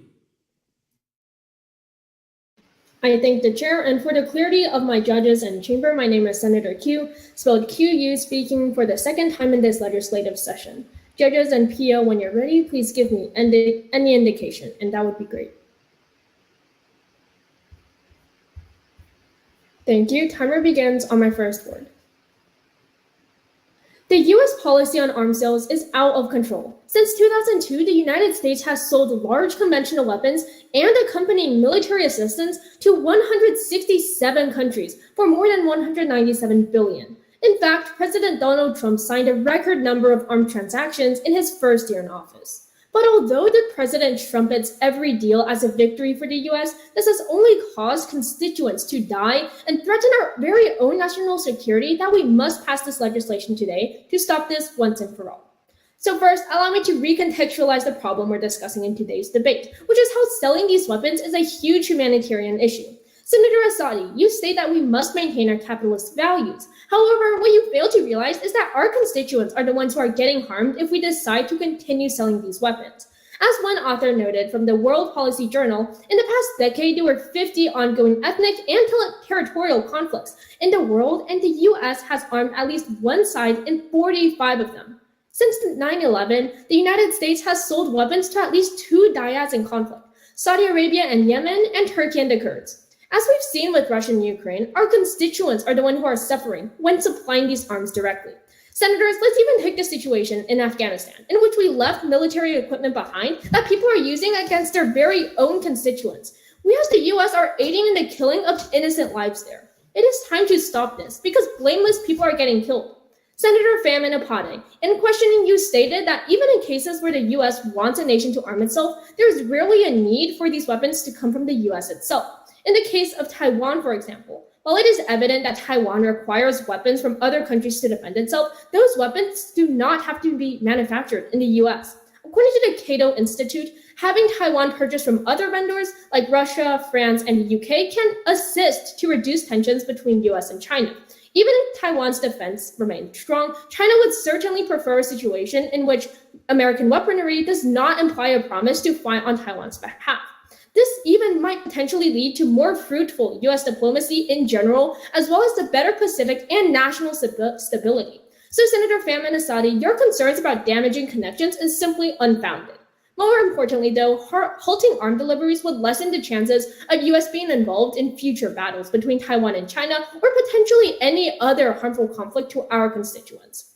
Now, why is this important? Because our constituents are going to be directly affected by what occurs in other parts of the world, for example, Ukraine, China, Taiwan. So it is time we as the US minimizes this as much as possible for the people we represent. Senator Apati, you state in questioning with Senator Baraji that selling arms to other countries helps them defend themselves. And in this case, the US military can exercise its authority because right now, the army is not a business or corporation.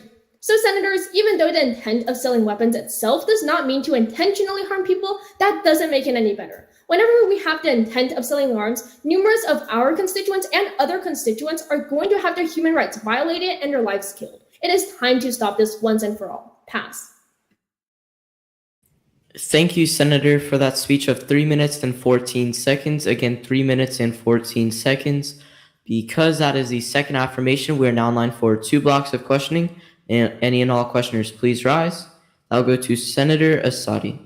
I thank the chair. So you keep saying in your speech that we are having atrocious actions being committed with our weaponry, correct? Correct. And an example. But let me bring this to your attention. In the House that we sit in today, we have control over our own country, over our constituents, and they remain our top priority. So if this bill plans to eliminate 1.5 million jobs in this economy, how does your point still stand? Senator, do you think that these 1.5 million jobs are constitutional if they harm our own constituents? Because they're not our own constituents. We will be harming our own constituents by making them unemployed. However, Senator, you do realize that the majority of these arms... Thank you, Senator. The questioning block has ended. That will go to Senator Gina. All right, so Senator, great speech. What I want to talk about today is whether or not the Ukraine conflict has been improving. Has it? Well, I don't think it has because it still has been ongoing until now. Well, the thing is that but it has been improving, correct? Well, correct to some degree. Okay, and so what has the U.S. been selling to Ukraine in response to Russia's invasion? Well, I would assume that's military weapons. Weapons and ammunition. So we have proven that U.S. weapons and ammunition actually help in these conflicts. So why should we affirm? That's a specific conflict, and I feel like you're cherry picking the ones that have helped. In the cases like in Afghanistan, we're harming innocent people. So Thank you, Senator. Thank you, Senator. The questioning period has elapsed, and the speaker may be seated. Because that is a speech in the affirmation, we're now in line for any non-negation speakers. Senator Assadi, is that a motion? Yeah, I just have a point of personal privilege to exit the chamber. Granted. Thank you. We're now in line for any non-negation speakers. Is there any negation speakers? The chair Senator Gina, is that a motion? Oh no, I have a negative speech. Oh, you have a negative speech? Okay. Actually, wait. Yeah, actually, I have that. Wait, did Senator Kepke, did you have a Senator Kompeki, do you have a negative? Do you have a speech? I have a speech as well. However, is there a point? Can I have an input of inquiry? State that inquiry. In regards to splits, we did have a particularly even split, so shouldn't there still be somewhat of an even divide between F and negation? That's what I thought, but Wait, I guess there's some negation speakers. Yeah, motion to adjust chamber. Granted. I do believe that we do have other negation speeches as myself, but like I'm not exactly the best in recency as right now. So I recommend if you are a negation speech, please speak at this moment just so we can get a proper debate going on, just for the benefit of the debate. All right, thank you. So, well, that's that. Is there any negation speakers? Senator Chang. Point of inquiry. State that inquiry. Theo. I was wondering, can we quickly just divide the House right now, if that's all right with everyone?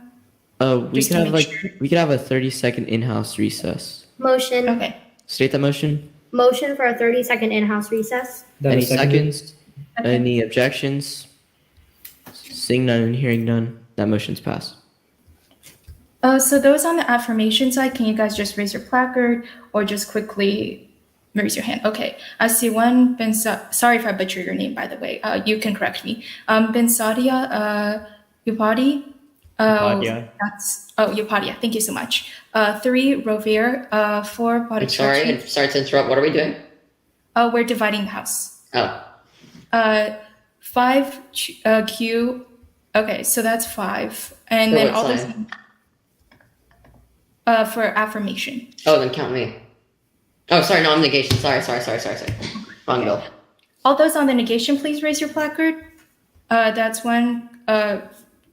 Kopaki, sorry if I butchered that. 2, Pham. 3, Asade. And 4, Rodriguez. And 5, Junot. And I'm also on the affirmation. Okay, that's By the way, it. the recess ended, but I saw a judge disconnected, so anyone want to have a recess till? Well, are we in indefinite recess because of tech time? Yeah, Because exactly. Second. Judge Vega dropped off. Yes, we're in tech time, right? So we can talk really. All right, so because we're about to take a vote on this bill in a couple minutes time, should we take splits on crypto, divide the House with it? What do we want to do on crypto? Because there's still want to speak on this bill. And we might not have to get everything. No, I'm just saying, because we're definitely gonna get to the third bill. Yeah, no. So this is what I recommend. We have people who already hit 2 speeches as right now. So we should prioritize the people who have not reached 2 speeches first, and then maybe we consider if we have enough time to move on. But if everyone has reached 2 speeches and we don't have enough time, we should just call it a day. It's fair if some of us get 3 speeches and some of us get 2. So The hard stop is at 3:02, so we cannot have a full round for It's not at 3:02. It's at 4:02. Is that 3 Eastern or Central? Never mind. I forgot. There's a. It's 4:02. 4:02 Eastern and 3:02 for Central. Yeah, the judge is here, so we should probably resume. Correct. Okay. This chamber is back in order. Because that was an affirmation, we are now in line for any non-negation speakers. All negation speakers, please rise. Senator Sadi, is that a motion? I have a motion to break the AFNEG cycle and suspend the rules. Is there any seconds? Second. Is there any objections? Seeing that there is objections, we will have to take a vote. All those in favor of the motion, please raise your placard.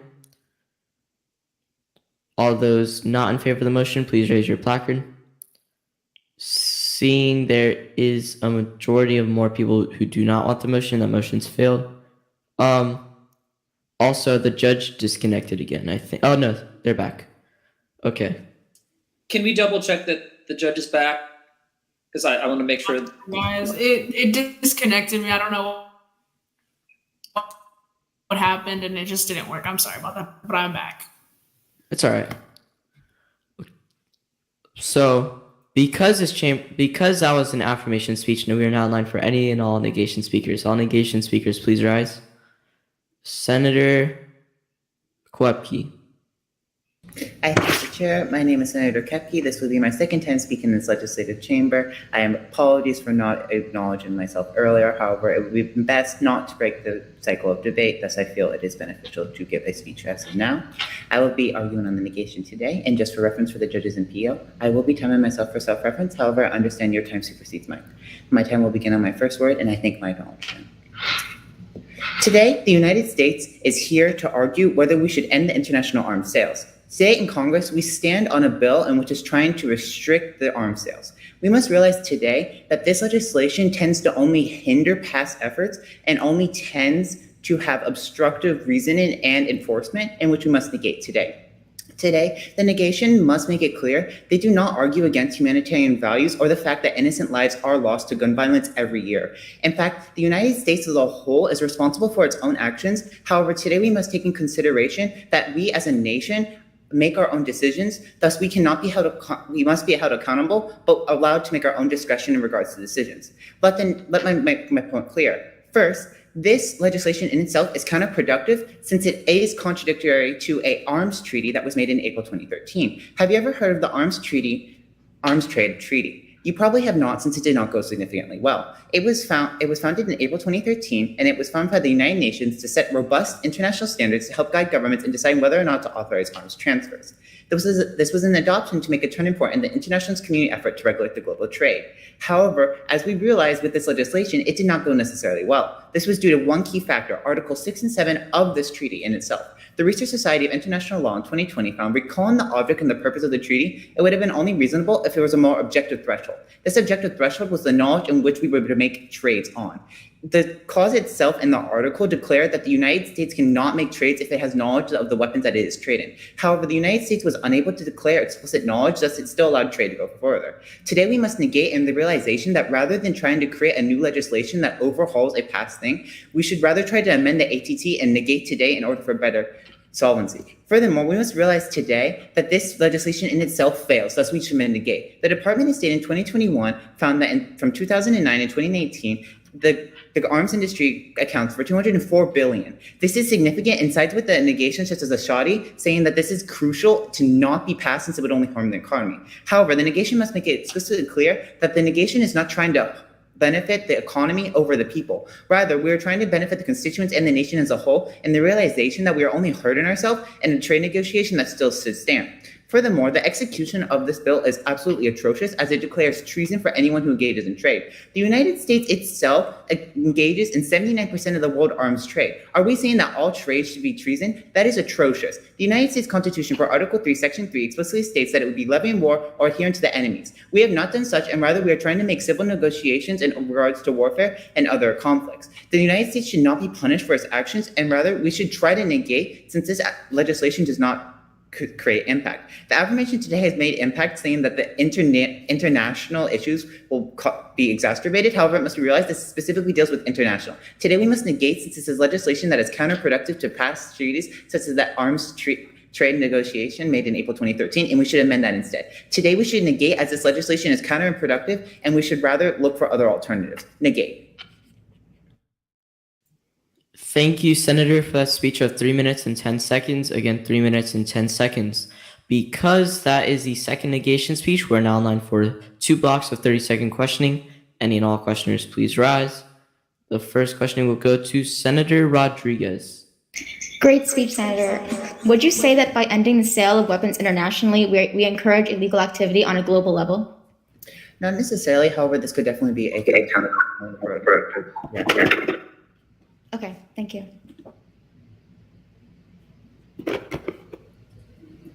Do you want to observe the remaining period of your time? The next questioner will be Senator Bhattacharya. Hi, Senator. Great speech. I'm going to ask you about the international arms treaty you mentioned. Since this legislation will be declared null and void, how does this affect the legislation we're debating? That is precisely why we should negate today, because this legislation introduces counterproductive arguments since the enforcement of this bill is atrocious and counterproductive in itself. Thus, rather, we should negate today and amend the ATT rather than try to overhaul it. You said that the ATT actually went bad, and it went bad per Article 6 and 7, which is places in which we could amend. If we were to amend that rather than pass today, we would be serving the United States as a whole as a benefit. Isn't it faster to just pass new legislation that... It would be better to negate something that is counterproductive to the United States as a whole. Thus, we should negate since it actually serves to have net harm per the economy and other issues mentioned per the negation today. Thank you, Senator. The questioning period has elapsed and the speaker may be seated. Because that was a speech in the negation, we're now in line for any and all affirmation speakers. All affirmation speakers, please rise. That will go to Senator Rover. Point of inquiry? Yeah, it goes to him. Oh, I forgot that you did not give a speech. Senator Upadhyay. Upadhyay. I thank the chair. Hello, this is Senator Upadhyay, spelled Upadhyay. Will the judges and PO give me sign or confirmation once they are ready? Thank you. As the world is in war, poverty, and violence, the question further remains, when will all of this stop? Saudi Arabia has been buying arms from America to prosecute a war that has killed hundreds of thousands, one of the worst humanitarian crises of all time. But when we sell major amounts of weapons to such countries, some are bound to be taken in the wrong hands, which is why ending all international arms trades with other countries is so important, especially before it's too late, and unfortunately it already is. Pass. First, pass because global arms trades are poorly regulated and lead into poverty, economic disasters, and human rights abuses. This is true because the social economic development gets obstructed by the trade of international arms sales. Turn to Africa. Armed violence causes countries there $18 billion a year. 15% of an African country's economy gets shrunk because of the ongoing violence on the inside that prevents trade from other countries.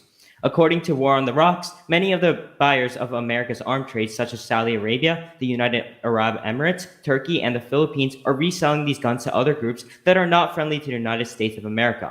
Now, this is obviously beneficial for us to be doing since it will further give power to enemies of the country, and we are supplying them with every deal we make that is killing innocent people. Senator Kepke, even if we take you at your highest ground, no matter how much reform we put into the system, at the end of the day, we're still supplying and handing weapons to the same people we may be fighting. It is internationally embarrassing for our country to be pursuing this still. Pass to change that narrative. Second, ending arms sales, especially to Saudi Arabia, is the best way that the United States of America can end the Yemen war. This is true because when we stop arms sales to Saudi Arabia, then they cannot turn to any other country to fulfill their killings against the Iran-based Houthis and Yemenis. Let us further the impact that Senators Bhattacharjee and Q discuss. Understand that 60% of Saudi's arms have come from the United States as of February in 2019, according to CNN. Penn State University in October 2018 corroborates if the United States ends its arms deal, Saudi would not be able to turn to China or Russia because it would take decades to readjust because of how long they had been dependent on us, to contrast what Senator Assadi tells you. What this legislation does is that we cut Saudi off at the knees, solving the problem as its roots and saving over 18 million lives by not supplying them with weapons. That is the most important impact when you pass. The Guardian writes in November of 2018 that the Saudi coalition has blockaded Hodeidah port in Yemen since 2015, a port where 90% of Yemen's foods, fuel, and aid come from. Due to the blockade alone, 85,000 children's lives have been taken and an additional 120 every single day since December 2018, according to the UN. Senator Assadi, when civilians are running out of the most basic supplies for themselves and their children to only barely survive, passing not only solves this issue, but it can heal so many other conflicts across the planet that the United States backs with arms sales. This war was man-made, and the solution must also be man-made. As this Congress sits back and watches innocent lives across the planet, the blood isn't on anyone else's hands except ours. That's why you must pass. Affirm. Thank you, Senator, for the speech of 3 minutes and 4 seconds. Again, 3 minutes and 4 seconds. Because that is the third affirmation, we're now in line for 2 blocks of questioning. All questioners, please rise. The first questioning will go to Senator Assadi. I thank the chair.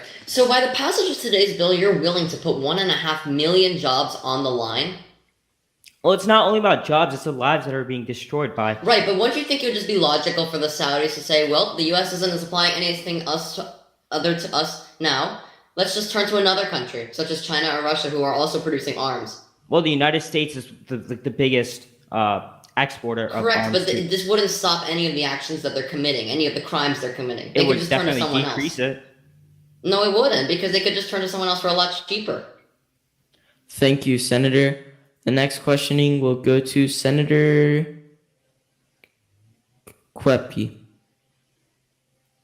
Hello, Senator. Through the affirmation, aren't we perpetuating the United States' downfall in terms of trade, since the violation of this results in treason, which is harmful to ourselves?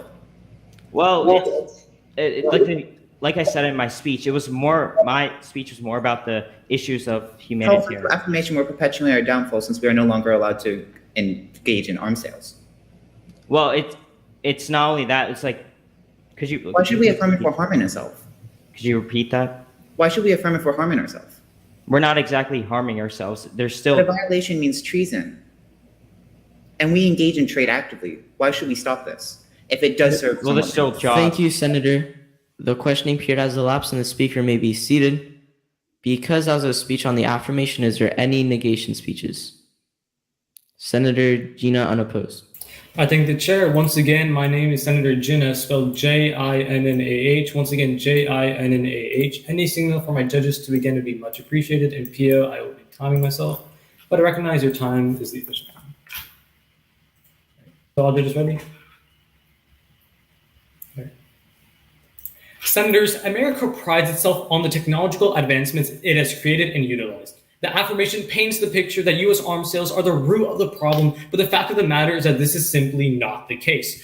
Instead, we paved the way for a whole new set of problems, disadvantages to the status quo. First, today's legislation only increases the rate at which U.S. companies are offshoring. Senator Asadi briefly touched this, but let me explain further. The weapons sector of our economy is a massive one, simply put. However, that sector is meeting its challenge in offshoring. This is best put by an official White House statement following a completed arms sale in 2018, which say that this package demonstrates the United States' commitment to our partners in Saudi Arabia, in addition supporting tens of thousands of jobs in the United States. Now, while the White House press release shows that these arms deals create jobs nationwide, they fail to recognize that 1/4 of said arms package deals went to funding jobs in the sector abroad. The fact of the matter is that jobs are shifting off of U.S. soil, and today's legislation only worsens it. In Section 1 of today's legislation specifies that no corporation or individual shall engage in the sale of weapons or military technology to any foreign government, corporation, individual, or other entity. So Senator Upadhyay and the rest of the affirmation, the problem with this is that this creates an unnecessary middleman, making the process of revenue generation for these companies a lot more difficult. And this essentially means that it would be much simpler for a company to relocate instead of dealing with the long and complicated process of going through Congress to sell arms. And this exposes a large loophole in today's legislation. But look, let's look at what Senator Bhattacharya advocates for. We must value lives over money. As Senator Asadi informs us, affirming today leads to countries sourcing their arms from other countries. But I'm going to do something no negation speaker has done thus far and prove why this is impactful on a scale other than an economic one. Senator Bhattacharya and Ku, by limiting our capacities to sell arms, we open the door for other countries to fill the void. This can be impactful on a scale other than economic one, as American weaponry results in the death of fewer civilians than that of any other nation. And this essentially shows that any weaponry the U.S. sells is of the most precise kind. Senators Bhattacharya and Ku, in passing today, we allow more dangerous weapons to fill the hole that was once occupied by those in the U.S. taking even more lives.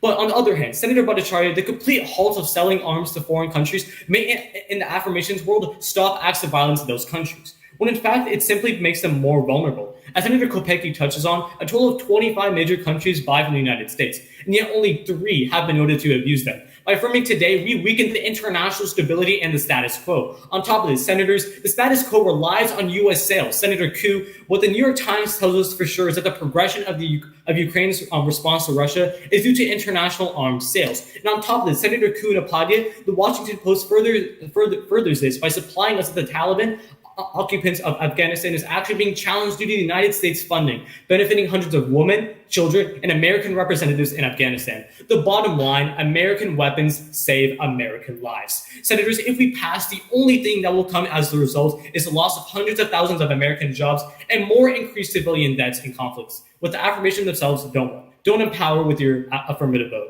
Negate. Thank you, Senator, for that speech of 3 minutes and 15 seconds. Again, 3 minutes and 15 seconds. Because that is the third negation, we're now in line for 2 blocks of questioning. And all questioners, please rise. That will go to Senator Rover.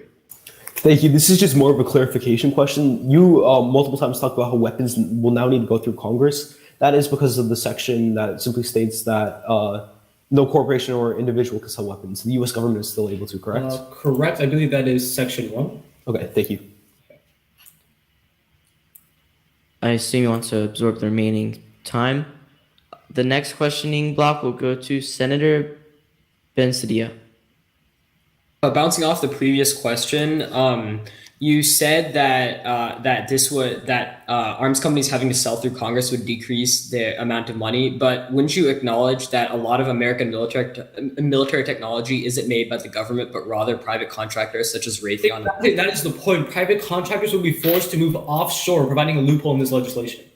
Why exactly would they move offshore if they're... Because why would someone want to go through Congress if they could simply move to another country? But military contractors already... But you yourself said it's private companies that make them. Thank you, Senator. The questioning period has elapsed and the speaker may be seated. Because as a speech on the negation, we are now in line for any and all affirmation speakers. All affirmation speakers, please rise. I will go to Senator Rover. Thank you. My name is Senator Rovere, spelled R-O-V-E-R-E. This is my second time speaking in today's particular legislative session. As always, I'm the leader of those above me, so just please give me an indication when you're ready for me to commence. And also, I will be using my phone on the airplane mode to time myself. Senators, so far in today's debate, both sides have vastly oversimplified what exactly this legislation will do. The debate has focused upon whether or not arms sales in general are bad or good. However, this is not what today's debate is about. Today's debate is whether or not we will continue to allow individuals and companies to sell arms, not our Congress. I'm going to spend the remainder of my 3 minutes arguing to you why lives are the only thing you should care about today. Past. First, I'd like to prove today how passing leads to increased government oversight. Representative Upaduhe briefly mentions how this legislation leads to increased government oversight to a flawed system. The problem surrounding arms sales in the status quo is the ability for American companies to sell arms to foreign governments with little to no oversight. American companies have extreme ease in selling their products to nations abroad. Today's legislation steps in and solves this problem. As stated in Section 2, no corporation or individual shall engage in the sale of weapons or military technology to any foreign government, corporation, individual, or other entity. This does not place a blockage on the United States themselves.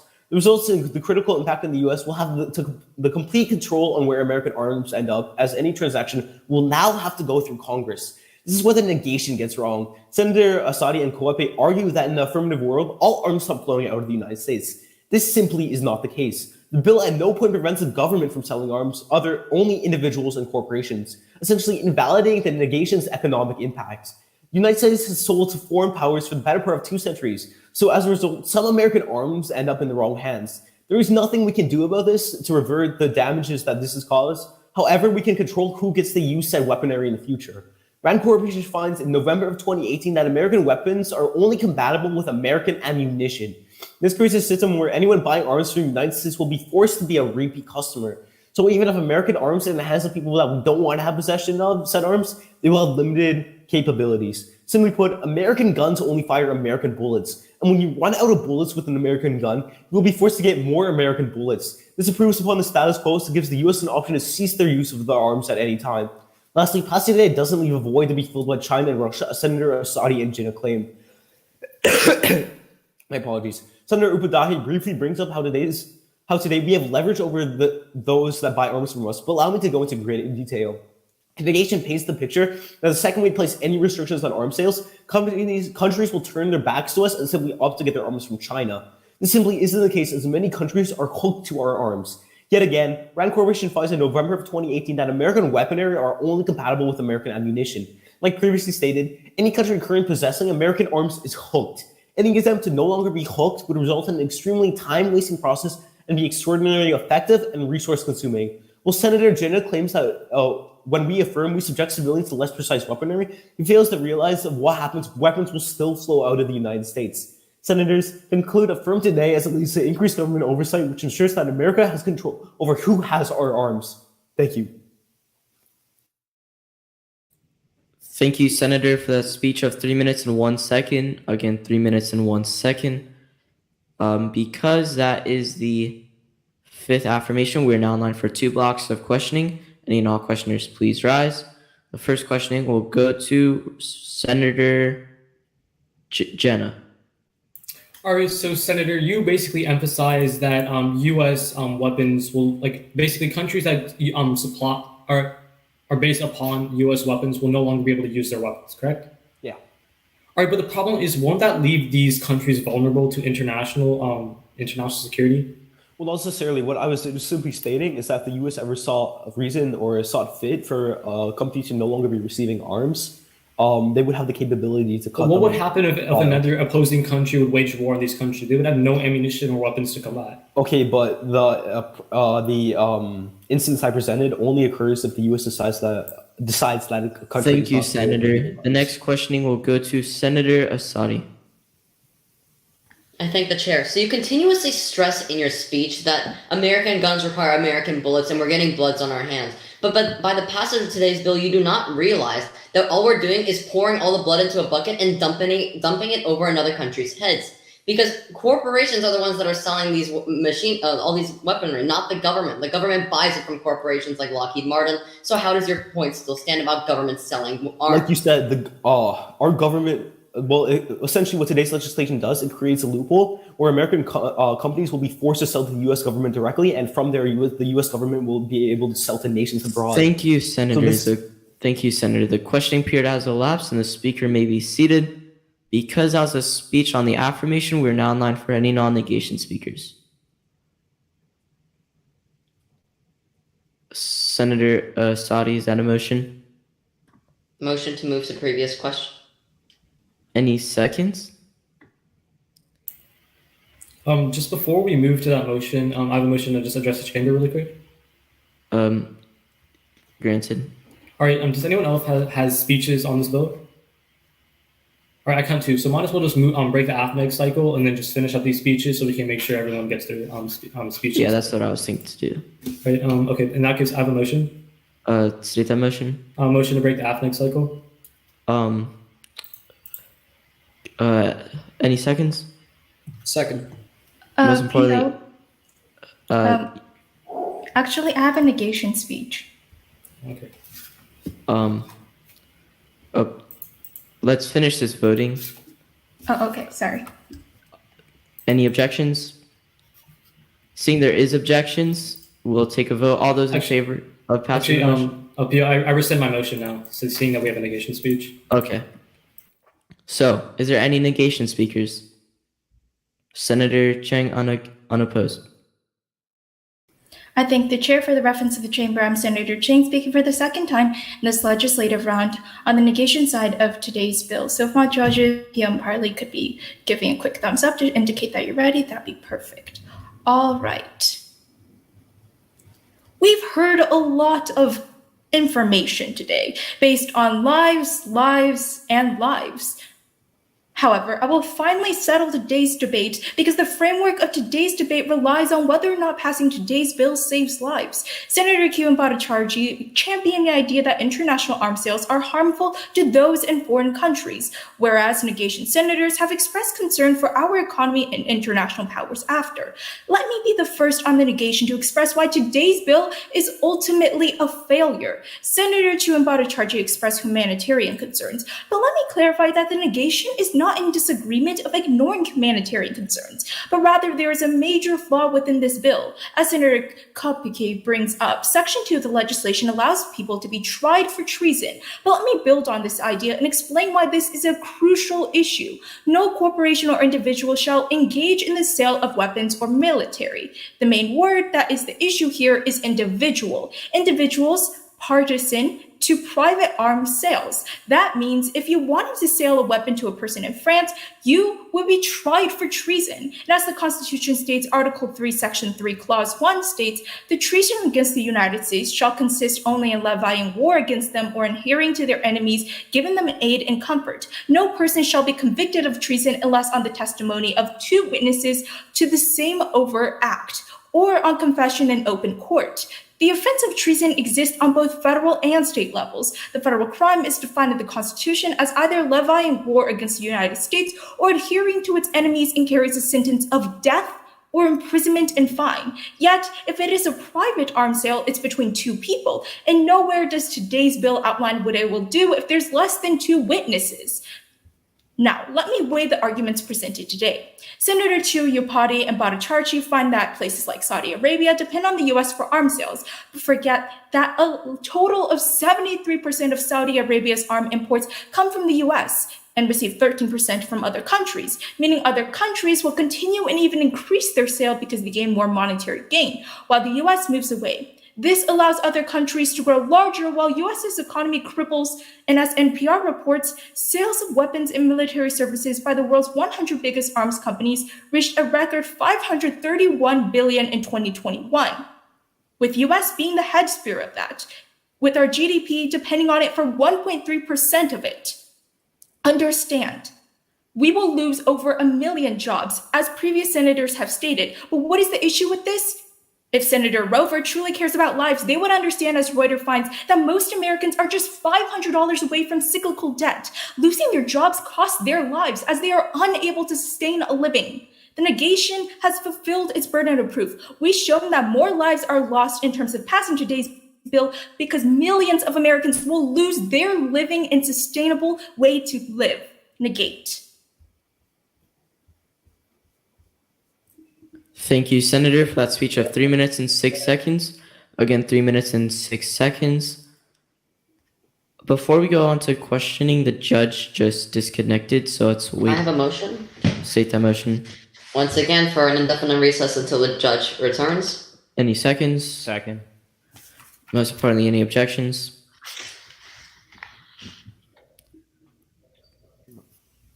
While we're in recess, I'd like to just bring something up quickly. Like, at the rate things are going, not everyone will have the opportunity to speak 3 times. So do you guys think it would just be the fairest thing to make it so everyone only speaks twice and then we end it after that? I believe so. But we can't. Sorry, you can go. Yeah, Upadahi's only spoken once, so do you have prep on crypto? Or any other bill? I have prep on civil forfeiture and the confiscating bill. Okay, so what I suggest we do is we amend the docket. Oh, wait, sorry, go ahead, Representative Jino. Yeah, well, Senator, sorry to interrupt, but the issue with this is that we're 1 hour away from our hard stop, and if we were to allow everyone to get 2 speeches in, like you suggest, we would be roughly, I'd say, 40 to 30 minutes ahead of our hard stop, and we can't adjourn that early. Here's the thing. Okay, so basically, I just want to say, let's just take a quick poll. So we already know that we have almost, of course, as you said, almost everyone has spoken as, right?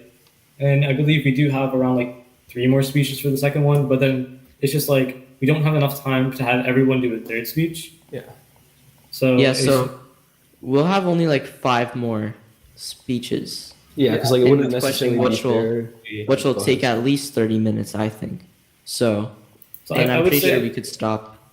I would say just for the benefit of time, and great job to the PO for moving our chamber this fast, but it's we also just need to make sure to respect everyone's speaking times and just for the sake. Yeah, because it's not necessarily fair to have people speak.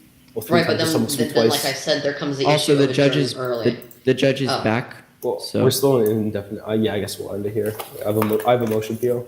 State that motion. To end the indefinite recess. I second that motion. Second. Seeing majority consent, that motion's passed. So I believe we ended up, okay.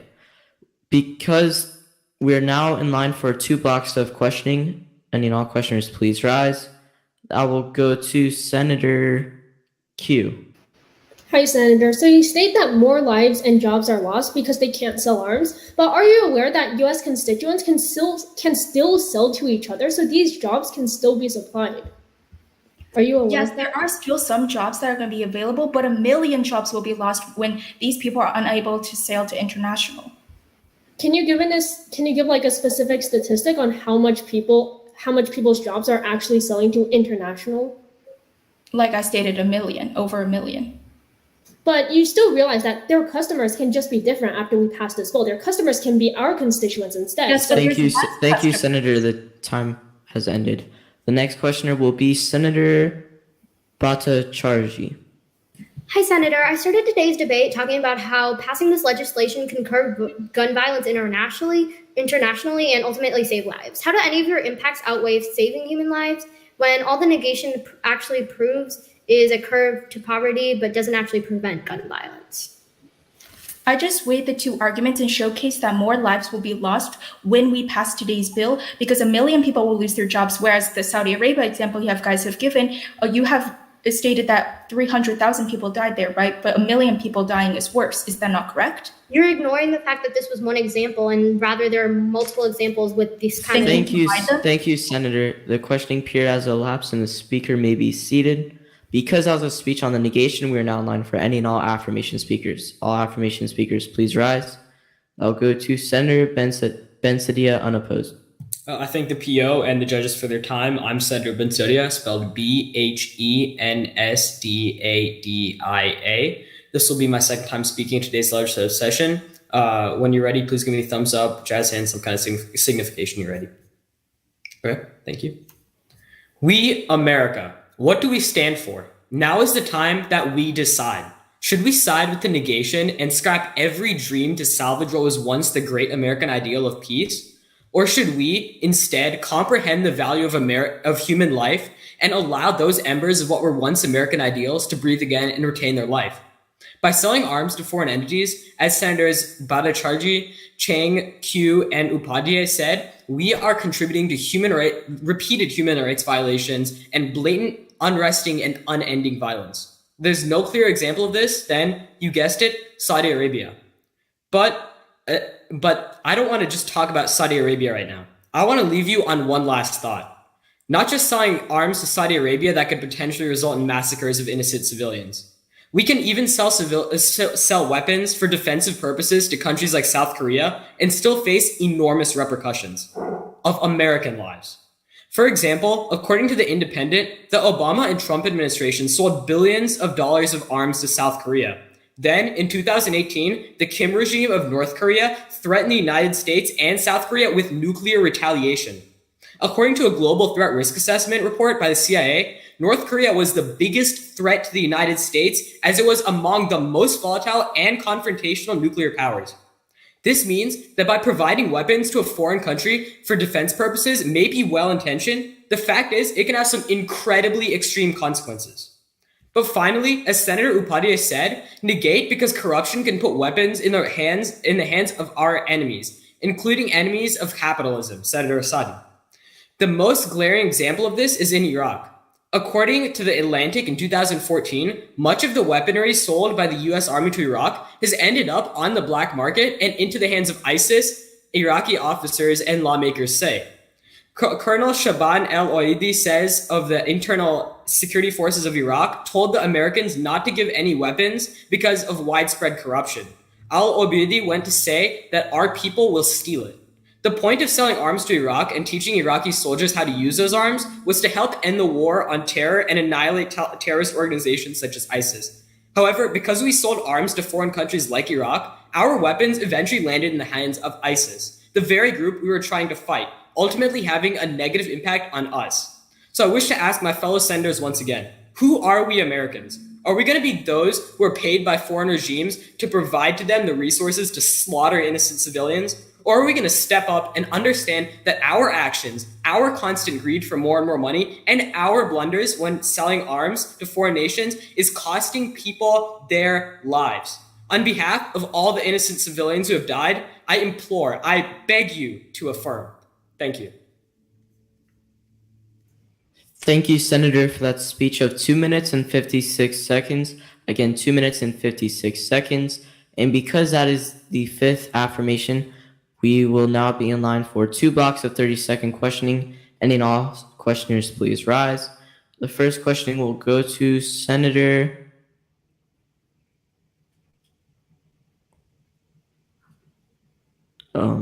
Senator Kwapki. Sorry. Senator, at the negation's highest, it mentions that there is a detrimental impact, and the affirmation is saying that this trumps lives. However, the bill was never really intended for that, and more so to crack down on illicit trade. Why should we still affirm? You're on mute. Illicit trade is one of the reasons why there's mass proliferation of these weapons of mass destruction and these firearms, which are also going to our enemies who are killing innocent civilians with them.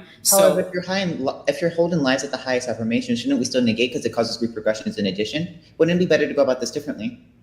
Could you please repeat? Go about this differently because it still causes harm. Affirmation doesn't have the highest contention in theory. Thank you, Senators. Thank you, Senator. The next questioning block will go to Senator Chang. Senator, you state that we prevent ISIS from getting arms by passing today's legislation, but aren't they able to get it from anywhere else? Yes, but actually the majority of ISIS's arms do come from Iraqi corruption because we provided arms to Iraq, and that trickled down all the way to ISIS from the back streets of the black market. But even if we get rid of it, aren't they able to get it somewhere else?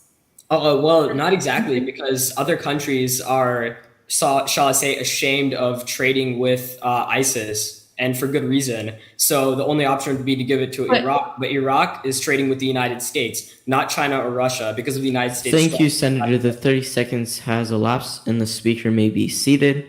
Because that was a speech on the affirmation, we're now in line for any and all negation speakers. Negation speaker, please rise. Senator Bensadia, is that a motion? Yeah, a motion to move to previous question. Second. Any objections? Seeing and hearing none, the motion's passed. We'll be moving on to a vote. All those in favor of the bill, please raise your placard and lower them when I say your name. 1, Bensadia. 2, Upadai. 3, Rover. 4, Bata Charji. 5, Q. That's 5. All those not in favor of the motion, raise your placard. I'll go 1, Kwapki, 2, Chang, 3, Asadi, and 4, Jinnah. Any abstentions? Kwapki, is that an abstention? I have a point of inquiry. State that inquiry.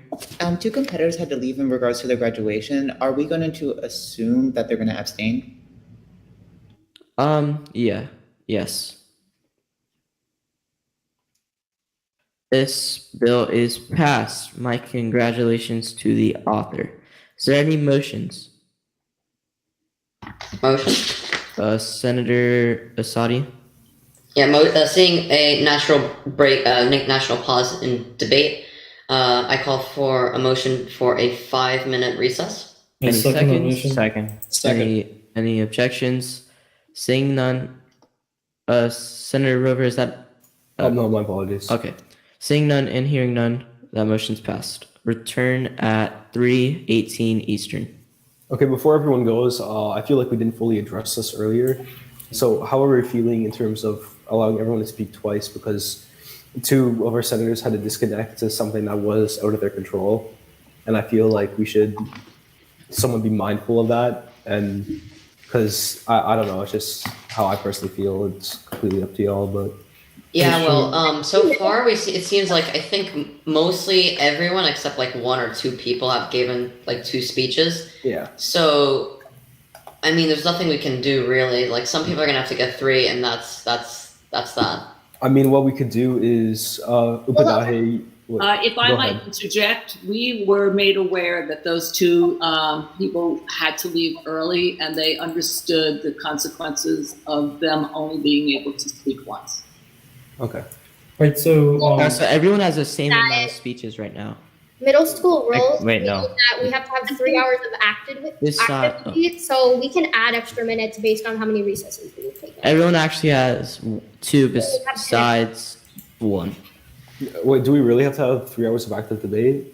Those 2.5. I think our hard stop is already set at 4:02. I think it's just safe to like call it a day there. I mean, I do understand that some people will have an upper edge due to like 3 speeches over 2 speeches, but at the same time, I hope that the judges can understand that that was out of our control, and that we couldn't really do anything. It was just to keep the continuous flow of debate and to not adjourn early or face any further problems. So, All right. So how about we do this to because we need 2.5 hours of active debate as was said. So that would move.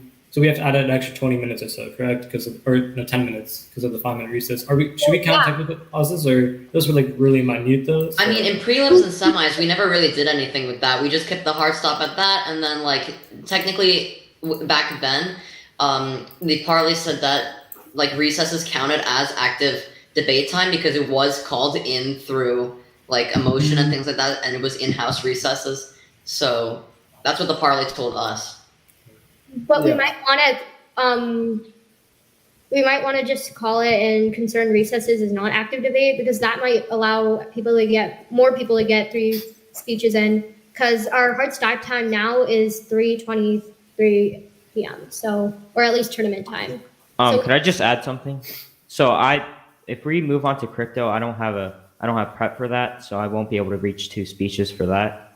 Point of inquiry, could we amend the docket in order to have the inclusion of 2 minimum speeches, and then take in consideration when judges are evaluating our performance, many times to take quality over quantity. Thus, wouldn't it in theory be okay if we allow more speeches to go? Because although it's a slight upper edge, it would still allow a natural process to debate, and we would still have a baseline of 2. Would that be appropriate? Yeah. Would you guys be interested in like getting through a few cycles of crypto? And then I mean, since some people that have not given 2 speeches yet don't have prep on that, I'm not sure if this is allowed in the rules for this exact tournament, but we could possibly table the bill. No, what I was thinking is like, next one in the docket. what I was thinking is we get through a few cycles of crypto in the very end, we get through to whatever Upadagis wanted to debate, because I know a lot of people expressed interest in debating the crypto topic. So I feel right. So, Senator Upadhyay, do you have prep on the electronics bill? Yeah, but I prefer that's to our 4th bill in the docket. Yeah. Okay. So we can do what Senator Rover proposed. And like we debate 1 cycle of electronics at the very end. Okay. Yeah. All right. So sorry, I was not here. What do you guys agree on? All right. So we can propose this. We can. Okay. So based upon time, we can just go and check. Wait, what is our hard stop again? 4:02. 4:02. 4:02. Okay. So we can probably. Okay. So we could probably fit around 3 or 4 cycles if we move fast enough, and then maybe add an extra cycle for Senator Upadhyay at the end. So that works perfectly. Is it possible for our 4th bill we can do civil forfeiture? Right. Yeah, that's what we're gonna do. So should we move to a previous question after? Yeah, after 3 or 4 cycles or like a decent proper debate, and we still have enough time for Senator Upadhyay, then we can move on. Okay, so quickly. Who here wants to speak? What side do you have on civil forfeiture? I have civil forfeiture is the last bill in the docket. Okay, so who would like to speak on the neg for civil forfeiture? Because we need someone to do it. Right, wait, but the docket that we nominated has electronic devices listed as a 4th bill. Yeah, we'd have to restructure the docket, but yeah. Okay. So we can go ahead and do crypto, and then I believe tabling is allowed at the tournament. So then we can table I believe it's iPhones or like devices, and then we can go ahead and go to. Yeah, and then following that, we sorry, I'm starting here. And then Cheng and Q, like between yourselves, decide who wants to speak on that with him, and then have the other person speak on crypto. Crypto, yeah. Okay. Yeah. And also POs are stop time. The recess just ended. Yeah. What do we consider? Point of inquiry. I do have a point of inquiry for the people from Tab. So we've been having like a little bit of a debate, real quick, on timing. So do we have to have like 3 hours of active debate or like 3 hours of debate in total, meaning that our hard stop would not change? It means that your time should not be ending for another 40 minutes. Okay. All right. So we keep the hard stop. Thank you. Yes. So we move to preview. Is there any motions? Senator Klepke? I motion to open the floor back for debate. Is there any seconds? I second the motion. Second. Is there any objections? Seeing none, hearing none, we're open for debate for a bill to classify cryptocurrencies as securities. Is there any authorships? Is there any sponsorships? Senator Bensadia, unopposed. I thank the chair and the judges for their time. My name is Senator Bensadia, spelled Bhensdadia. I'll be speaking for the third time in this legislative session. Please give me a thumbs up, jazz hands, or some kind of signification that you're ready. Okay. Thank you. A recent study by Finder says that almost 60 million Americans own and invest in cryptocurrencies. Pass this legislation to help protect the over $2 trillion held in crypto by Americans. This is because by passing this legislation, cryptocurrencies will have existing security laws that regulate financial activities of investors backing them. In the status quo, people do not trust the cryptocurrency system. CNBC writes that in Tuesday's statement to discourage El Salvador from using Bitcoin echoes a report shared by the IMF in November, in which the financial regulator wrote that Bitcoin's high price volatility and possibility of hacks translated to significant risks to consumer protection and noted that Bitcoin should not be used as legal tender. If an international organization, which is famous for taking risks in its investment strategies, distrusts cryptocurrencies such as Bitcoin, you can imagine what the American public thinks. But passing this legislation will be able to fix the high price volatility and possibility for hacks because now more people will trust the cryptocurrency system since it has legal backup from the United States government. This means that the price will be less volatile, and when more people invest and those investments are held for a longer time due to increased trust. But next, let's focus on a specific type of cryptocurrency, the stablecoin. For those of you who don't know what a stablecoin is, let me explain. A stablecoin is a cryptocurrency which is supposed to be pegged to a certain value, usually the United States dollar. Some of you may have heard of the recent cryptocurrency crash. This crash was fueled by the collapse of Terra Luna, a stablecoin with a market value of $60 billion, according to the Coinbase exchange. Terra Luna was pegged to the dollar, but failed in May 2022. The exchange's autopsy stated that there were not sufficient funds to sustain Terra Luna's peg to the United States dollar. This could have been solved if cryptocurrency was a security. As a security, Terra Luna would have been backed by the full faith and credit of the United States government, and, as a result, would not have declined as quickly or as extremely as it did in May 2022. The effects of preventing such a crash would be monumental. According to Bumper, in the space of just 6 days, Terra Luna lost $60 billion in market cap, but the entire crypto market felt it even worse. In just 6 days, in those 6 days, $500 billion of market value was wiped off the market cap of the world's cryptocurrencies. But if you think that's bad, hear this. The New Yorker states that 19 Americans took their own lives as a result of the recent cryptocurrency crash. If this legislation can save just one life in a future market crash, it will be successful in my eyes. And that view should be shared by every member of this legislative body.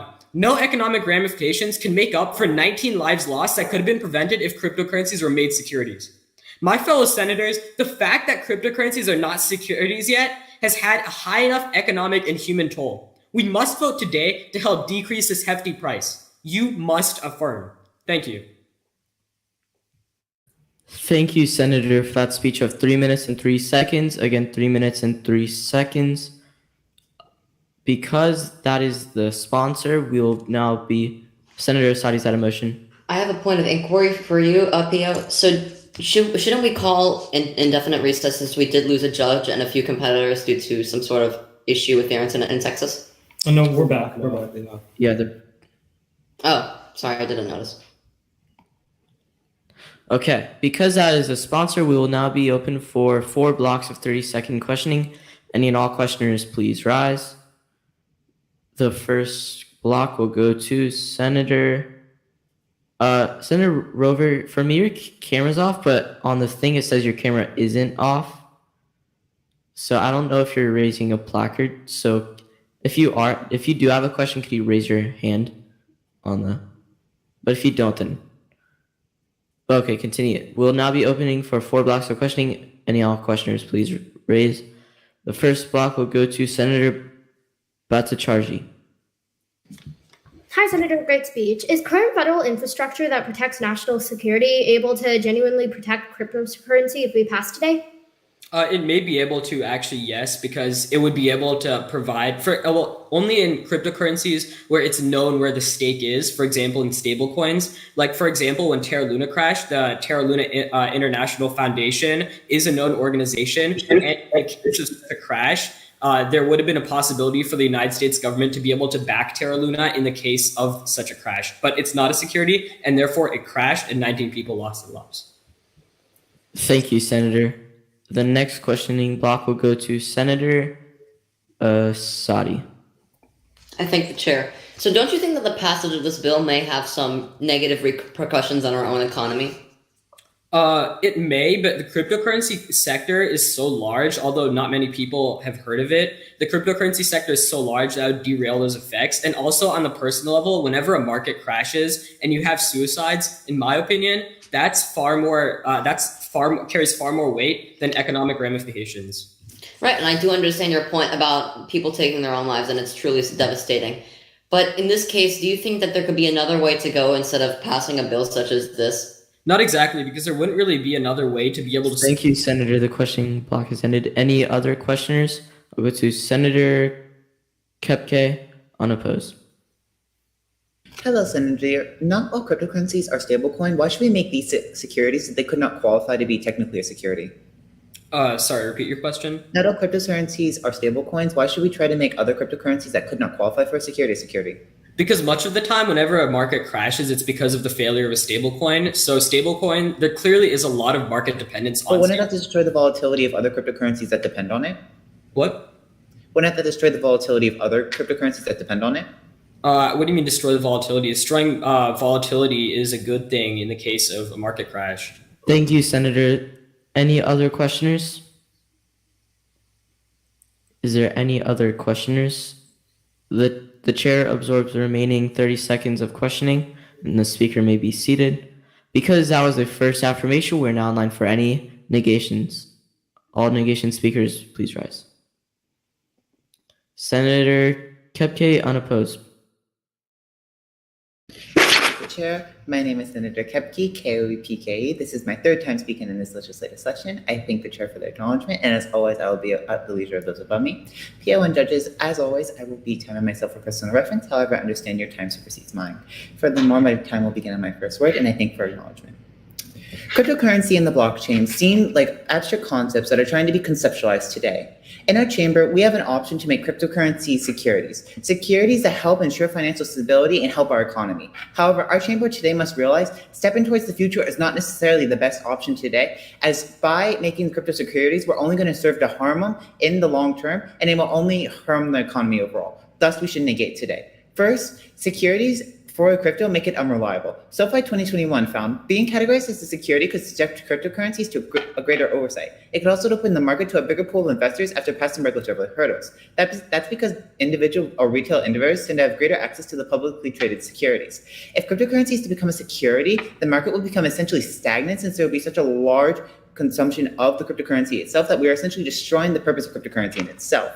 Furthermore, Harvard Business Review per 2017 found in a blockchain system, ledger is replaced in a large number of identical databases. This makes it different from stocks, essentially.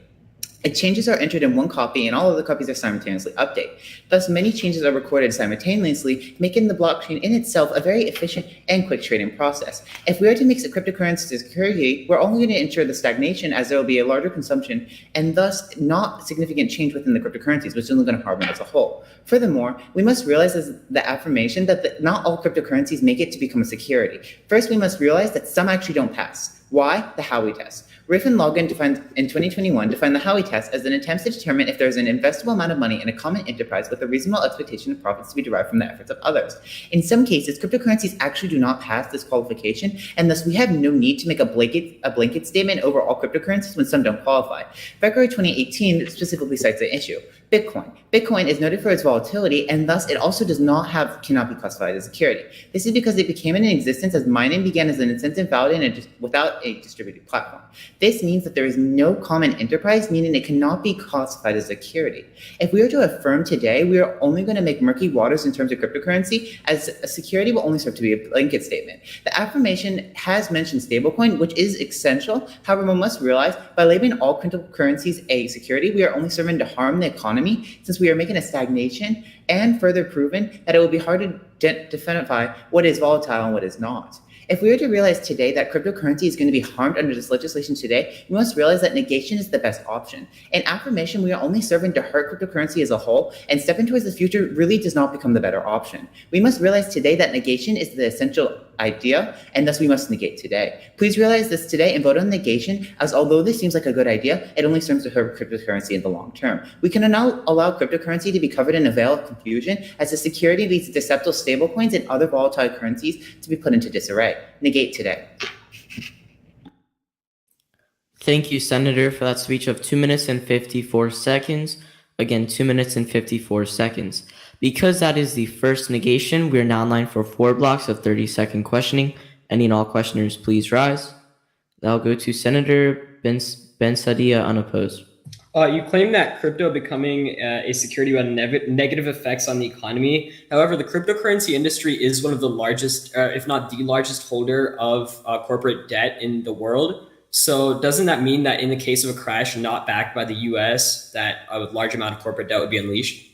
However, by incorporating the US into the cryptocurrencies, aren't we essentially making a misnomer, since not all stablecoins and cryptocurrencies would be qualified as a security in itself, thus it would be leading to confusion? Correct, but the largest crypto... What should we come today if we're going to only instill confusion in the economy? We should try to make it as clear-cut as possible. Thank you, Senators. The next questioning block will go to Senator Jenna, unopposed. All right, so Senator, you addressed that stocks should not be, or cryptocurrency should not be treated the same as stocks, correct?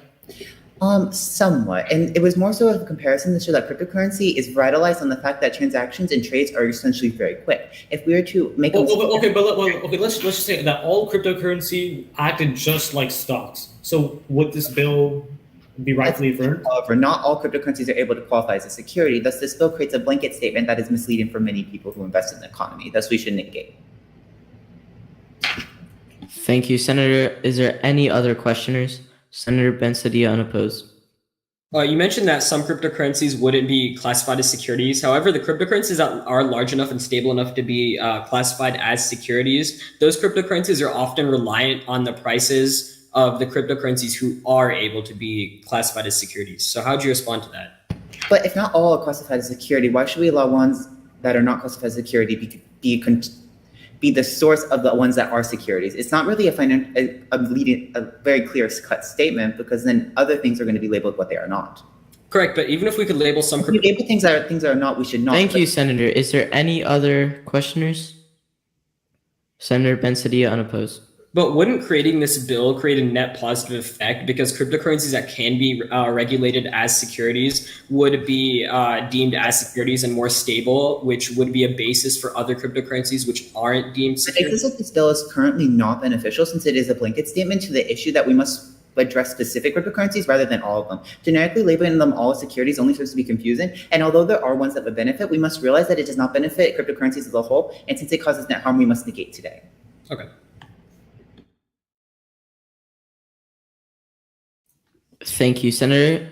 The questioning period has elapsed and the speaker may be seated. Because that is a speech on the negation, is there any affirmation speakers?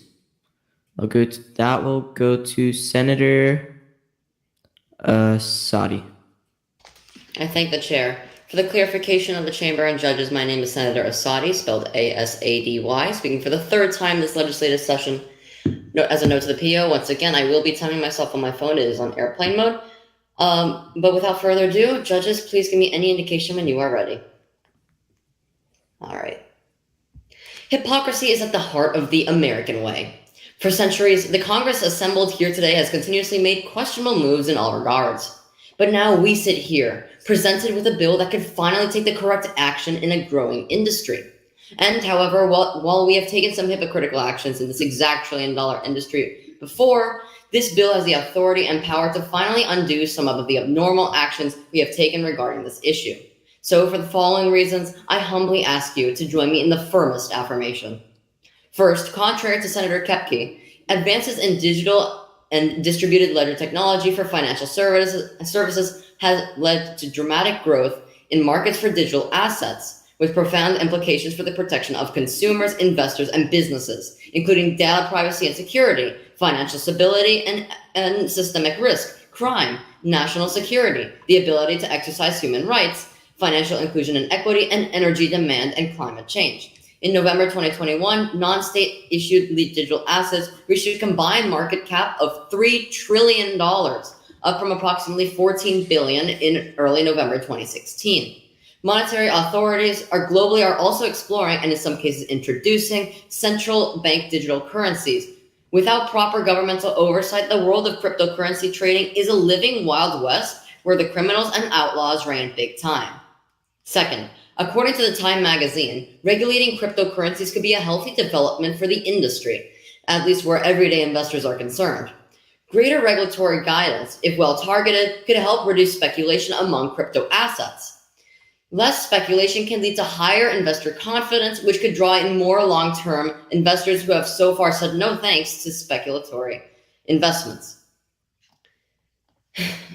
But additionally, classifying cryptos as securities will enable small investors to buy and sell cryptocurrencies just as stocks and bonds with ease and confidence, knowing that there is government oversight over their trades and institutions which mine and sell cryptos. Third and finally, according to the Security and Exchange Commission, it is ruled that the two largest cryptocurrencies by market cap, Bitcoin at 1.2 trillion and Ethereum at 533 billion, are not securities, partly on the grounds that they are decentralized with no person or company in control of the cryptocurrencies. However, relating to our hypocrisy issue, the SEC sued another crypto company named XRP, claiming it differs from Bitcoin and Ethereum in that the latter are created in a gradual process called mining, in which tokens are created over time. This is quite confusing enforcement of cryptos, and this bill creates a uniform playing field for all cryptocurrencies traders to be regulated by the SEC and other securities such as stocks and bonds. Therefore, it is clear this exact bill paves the way for us to finally have cryptos treated equally. To avoid the issues I've listed above through Section 1 of this bill must be passed through this chamber we sit in to finally level the playing grounds for all digital currencies. For these reasons, I urge you, once again, a positive ballot. Thank you. Thank you, Senator, for that speech of 3 minutes and 7 seconds. Again, 3 minutes and 7 seconds. Because that is the second affirmation speech, we are now in line for 2 blocks of 30-second questioning. Any and all questioners, please rise. The first questioning will go to Utpade. I thank the chair. So, Senator, great speech. Could you still classify cryptocurrencies as actual currencies now? Well, if you classify this as securities, they're technically considered currencies like they are in the stock market, because a stock is considered a security by the SEC. So, but they're still currencies, right? That's correct. Okay, that was my question. The chair absorbs the remaining period of that block. Any other questioners? That will go to Senator Bhattacharjee. Unopposed. Senator, in the current state of affairs, are cryptocurrency companies completely free of corruption? No, they're not, but I don't see how corruption could play a major part in this issue. So the corruption of said companies isn't a big factor in determining whether we should pass? Well, I don't know what corruption you're talking about. Specifically, the corruption of concealing impacts of crypto and climate change. Concerning what? You cut out. Sorry. Specifically, the impacts of concealing the impacts of crypto on climate change. Well, regarding those impacts, it's very Thank you, it's a very Senator. special situation. The questioning period has ended. The speaker may be seated.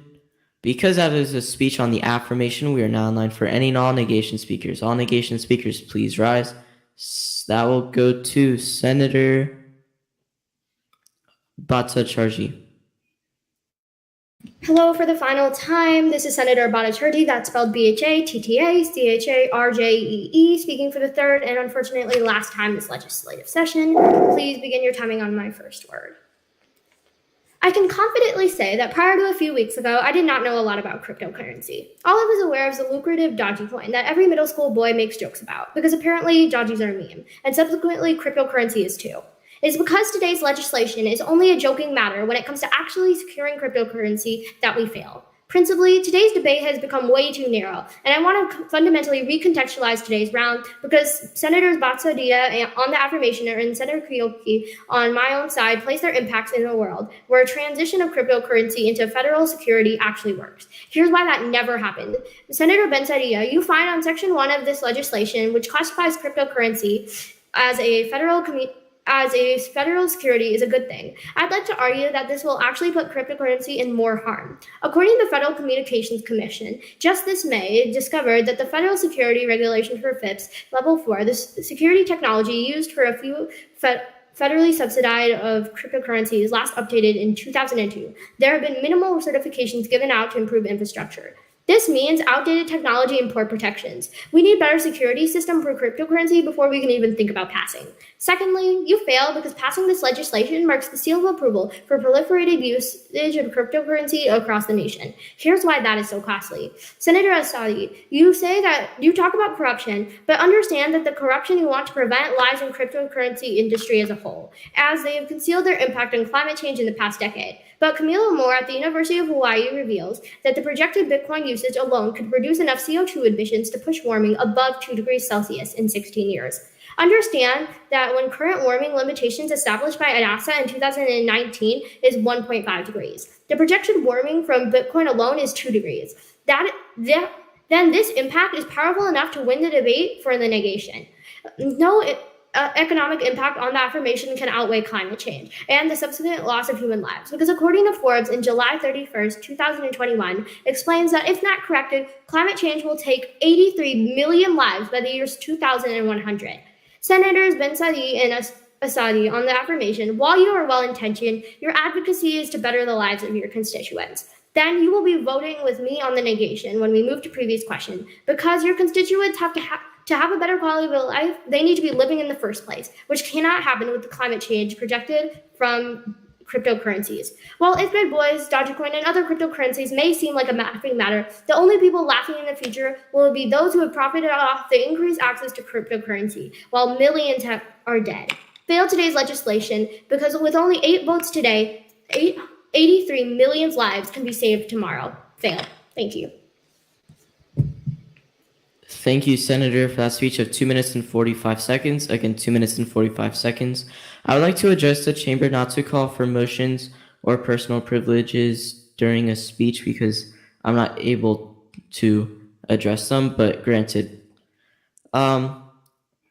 Because that is the second negation speech, we're now in line for 2 blocks of 30-second questioning. Any and all questioners, please rise. Senator Ben-Sadia, unopposed. Great speech, Senator. How exactly would climate change make a difference with cryptocurrency when demand for cryptocurrencies like Bitcoin that are the ones contributing to most to climate change are declining as a result of decisions of companies like Tesla who stopped accepting Bitcoin as a payment for Teslas? How exactly would this still hold up when demand is decreased? Because mining decreases when demand decreases. Mining of Bitcoin or mining of Bitcoin, correct? Yeah.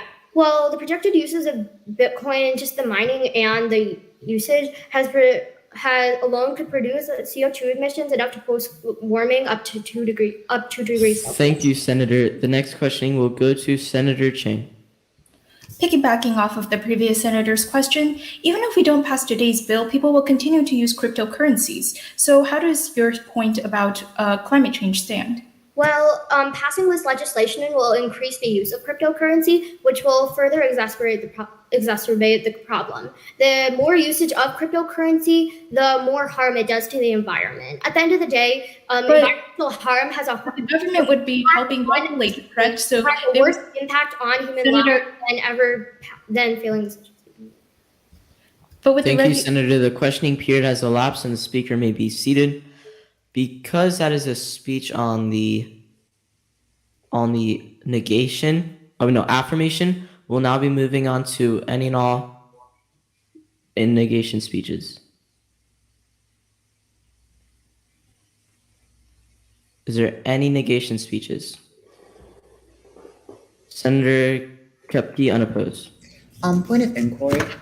State the inquiry. In regards to the cycle, in regards to electronic use bill, are we going to be doing that in regards to the next cycle or this current one? Because we are currently being pressed on time at the moment.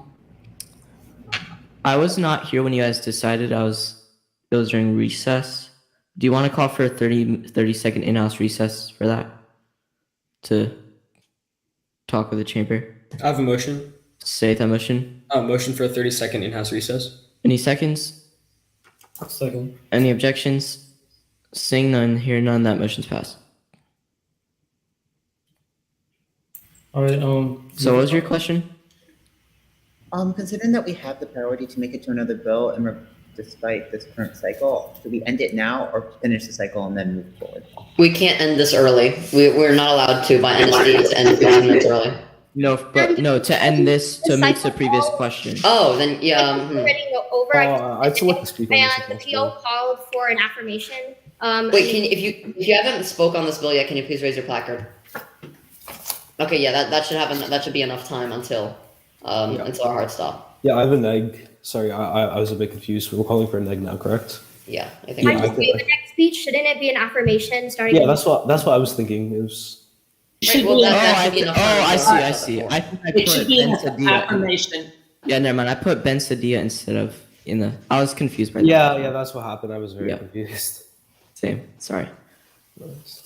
Seeing the recess has ended, this chamber is back in order.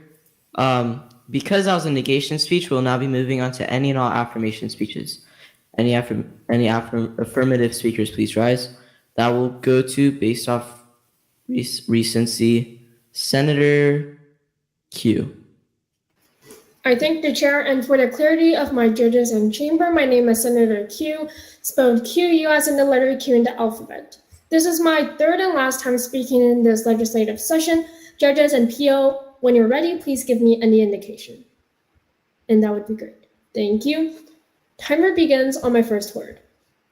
If a coin offering is designed to provide investors an ownership stake, then the company's token should be treated like a security and be subjected to the applicable regulations. But currently, what is our circumstance? We lack all of the applicable regulations that should have been there. It is time to change this once and for all by passing this legislation.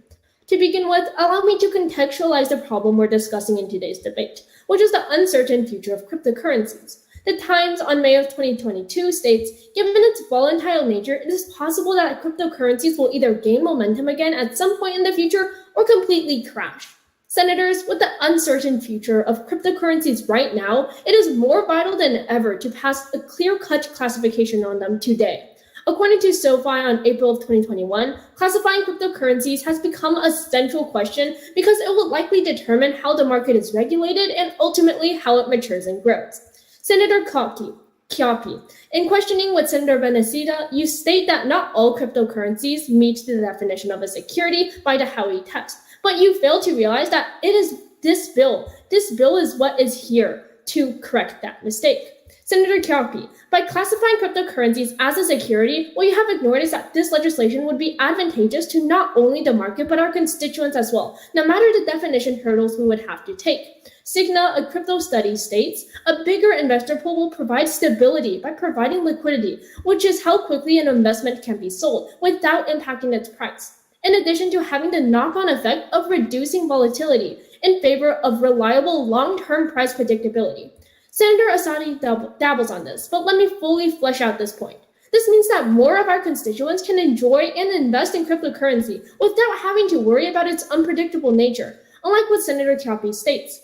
But perhaps even more importantly is Section 2, which will define the security as a financial asset, which can be traded like stocks and bonds, and are thus subject to existing security laws that regulate the financial activities of investors. You passed this legislation today to finally give crypto markets the extra push of investors they need and the regulations they have lacked.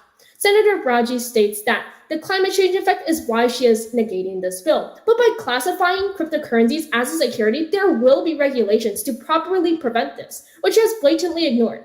Senator Braji also states that cryptocurrency companies are corrupt. However, this is false because according to Polycoin on April of this year, an added advantage of cryptocurrencies is that it's completely decentralized, meaning that for the citizens living in countries with With currency instability, cryptocurrency allows them to trade more freely across borders with citizens of more well-off countries, creating a level of economic equality. Pass this legislation today because we are giving the crypto digital currency the step they need to not only expand their business, but to give our constituents the benefit of expanded access. Affirm.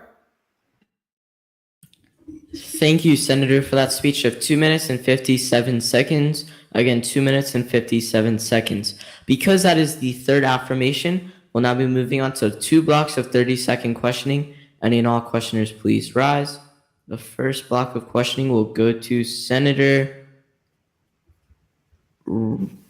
Rover. Thank you. Just a quick question, Senator. How do we know for certain that liquidity will be increased upon the passage of today's legislation? Right. So in my speech, I stated that Signal, which is a crypto study, has shown that if we identify cryptocurrency as a security, this will increase the liquidity. Okay, but what is there to say that investors won't get cold feet once they see these quite strong regulations being placed on the thing they're investing in? Well, with these regulations, they will have more access to these like cryptocurrencies, so they won't necessarily get cold feet because there will be more investors investing in them. As previously sort of established. Thank you, Senator. The next questioning block will go to Senator Bhattacharjee.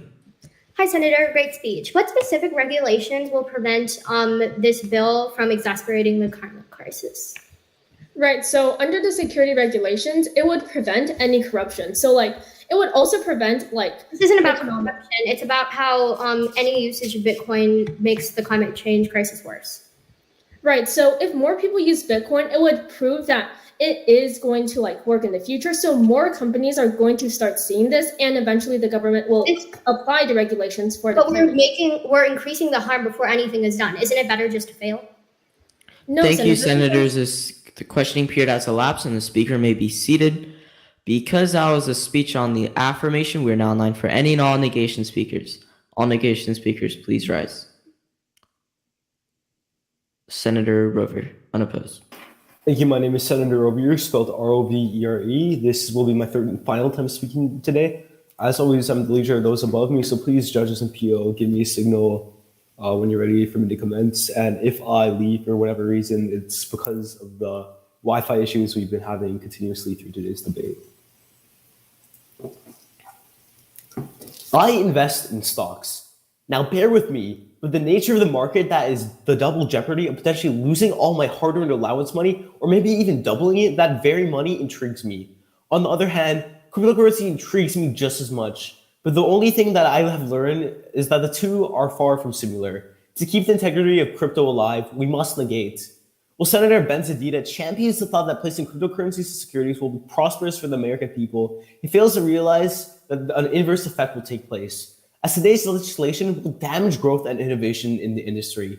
The cryptocurrency industry has thrived in recent years, in part because blockchain technology promises to disrupt various industries, particularly finance. The decentralized nature of these businesses often meant startup costs are much lower because there's no need to build centralized networks and infrastructure. The other reason that industry is doing so well is because of the flexibility of fundraising models. Cryptocurrency companies have been able to raise money quickly without having to follow complex security laws. And retail investors have been able to put money into projects they otherwise would not have been able to access. Affirming today worsens upon the status quo as it completely destroys innovation as it is only just taking off. Lastly, affirming today offshores crypto into other countries. Crypto-related industries on its whole have been slowly shifting to foreign markets. Today's legislation only propels this. The global nature of cryptocurrency means that there's a fear that stricter US regulation would simply push the industry into more crypto-friendly jurisdictions. This will lead to two major consequences to this. First, the US might miss out on the economic benefits of this new industry. Places like Miami and California are already actively trying to attract with cash and jobs that could come with being big crypto hubs. It is often better to keep people inside the tent. This essentially invalidates the entire affirmative case championed by Senator Benzadilla involving investor securities, because if we classify cryptocurrencies as securities, offshoring occurs, which dwindles the United States' control over them. In addition, the crypto price will plummet as a result of today's legislation. Senator Benzadilla himself recognized that crypto is in the pocket of many Americans, and today's legislation loses money for everyone. To quote from CNBC, it does not look like the US will try to follow China and ban cryptocurrencies completely. However, stricter regulations will almost certainly hit prices in the short term, partly because so many people are scared of it. The very idea of regulation has been somewhat of a boogeyman in cryptocurrency circles. As a result, crypto prices tumble even on rumors of large-scale regulatory moves such as today's legislation. To summarize, passing today takes money out of the pockets of tens of millions of Americans worsening upon the status quo.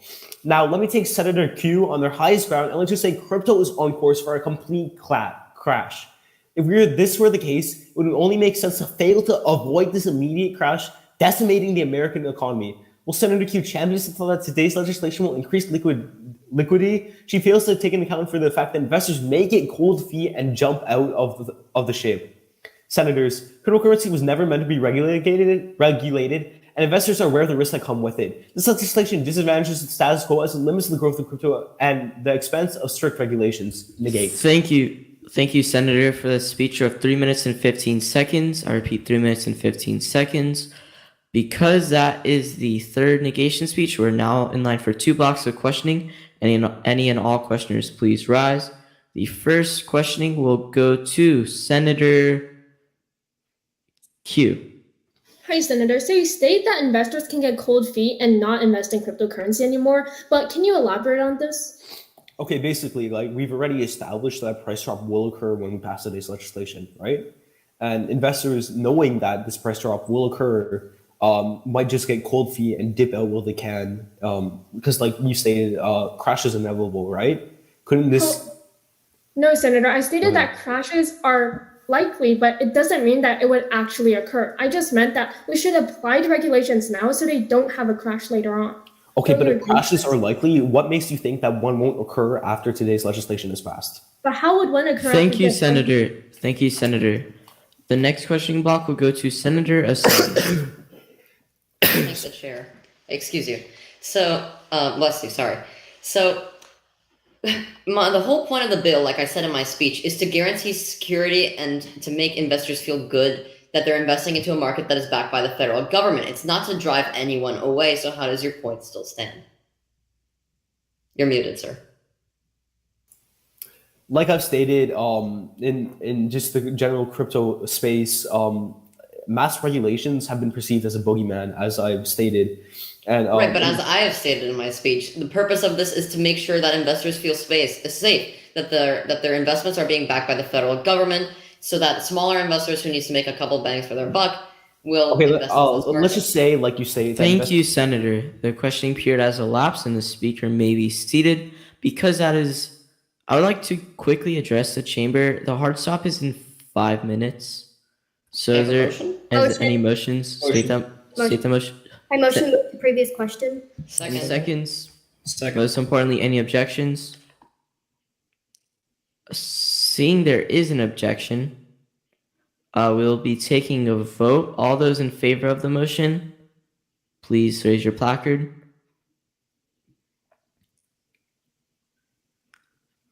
That is 7. All those not in favor. Because there's 2 senators missing, that is a 2/3 majority. So that motion is passed. We'll be moving on to a vote. All those in favor of passing this bill, raise your placard and remove them when I say your name.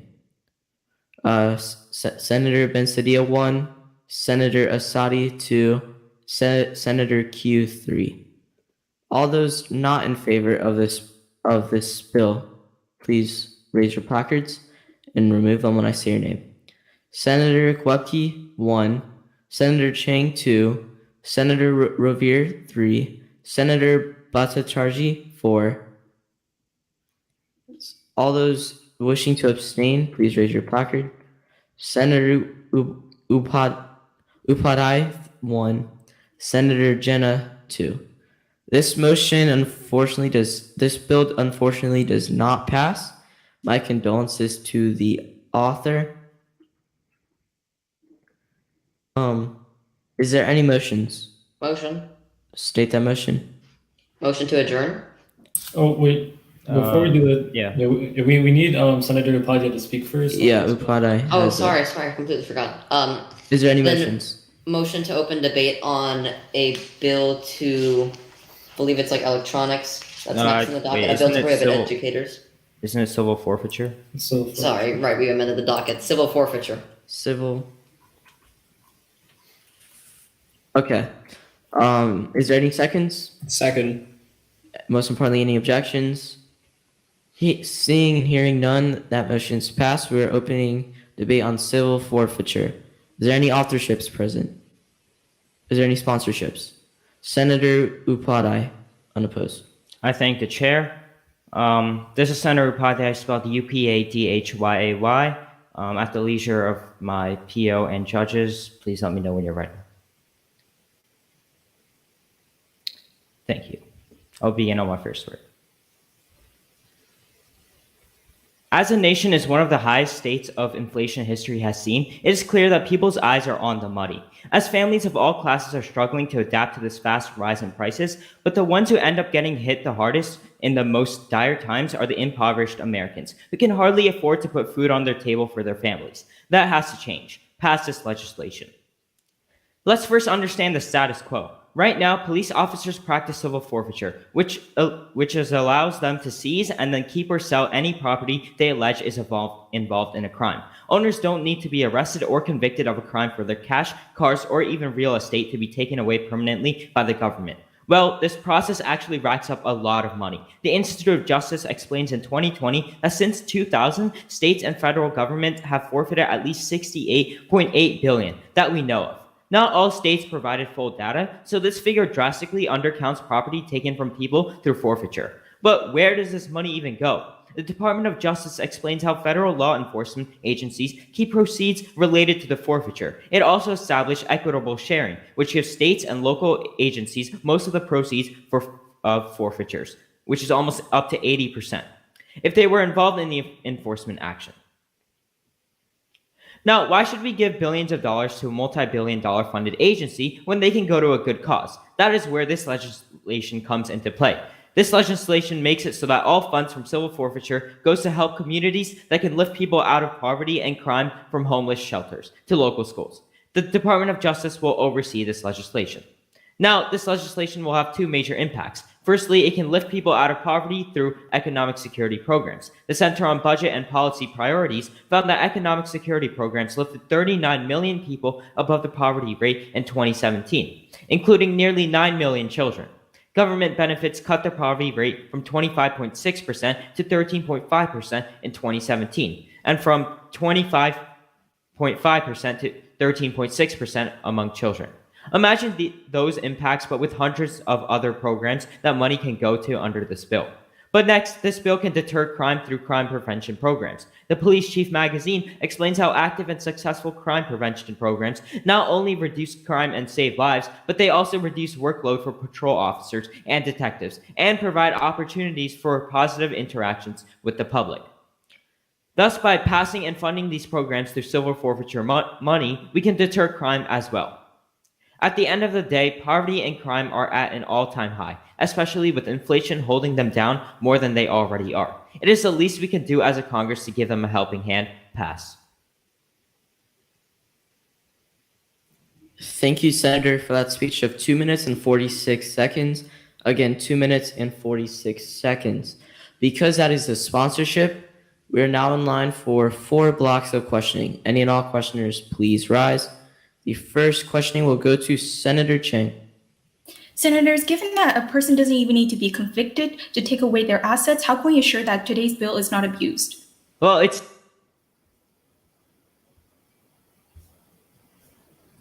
When he comes back, I'll restart the time.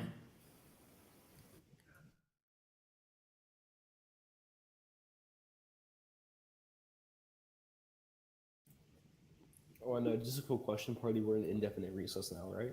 Yeah, let's go into an indefinite recess. Never mind, he's back. Sorry, everyone. I'll restart the time. Yep. Senator Chang. Question? Okay. Senator, given that people don't even need to be convicted in order to take away their assets, how can you ensure that this is not abused by today's bill? Well, the money being sent to help other people, that's from the money that's already been taken. It's just the funds that are going to the people who are in need of the money. It's not about. But Senator, the assets where they get this money from, sometimes these people didn't even commit the crime, yet these assets are taken away from them because there's no regulation. How do we prevent abuse? Well, the bill's not about it. It's about the funds that are being sent. The abuse has nothing to do with this bill. Thank you, Senator. The next questioning block will go to Senator Rovier. Thank you. Senator, how is it just that those who are not even fully convicted can have their possessions robbed from them with the passing of today's legislation? So if you look through this bill, that it's, as I said with Senator Chang, it's the funds that are being taken from this. So this bill doesn't exactly have to do with how it's just if.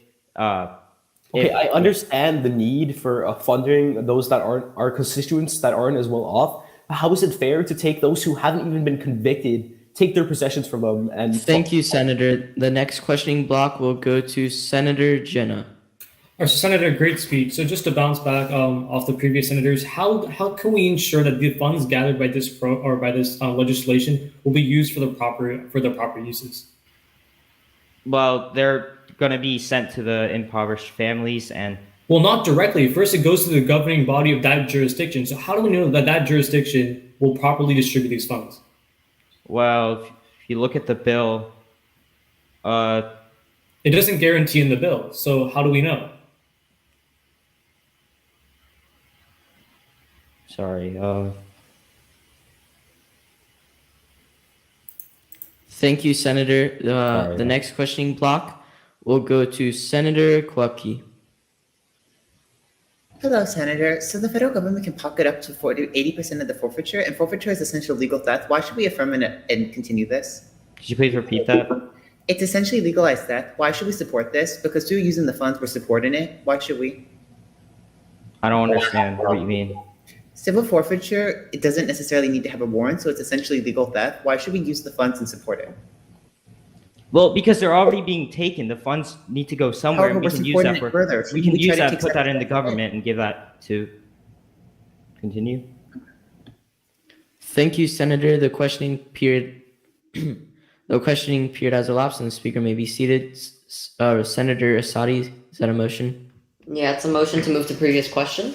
Any seconds? Most importantly, any objections? Point of inquiry. State that inquiry. I have not been able to give a third speech yet. Is it possible to give a third speech on this topic or no? Do you have a negation? Yes, I have a negation. Okay. Do we have a motion to extend the hard stop then? Senator Ben-Sadia, is that a motion? Motion, yes. Motion to extend the hard stop time to 4:12. Any seconds? Second. Any objections? Seeing and hearing none, the hard stop is extended to 4:12. Point of personal privilege. State that privilege. To exit the chamber to use the bathroom. Granted. Thank you. Because that was an affirmation speech, we're now in line for any non-negation speakers. All negation speakers, please rise. I'll go to Senator Chang.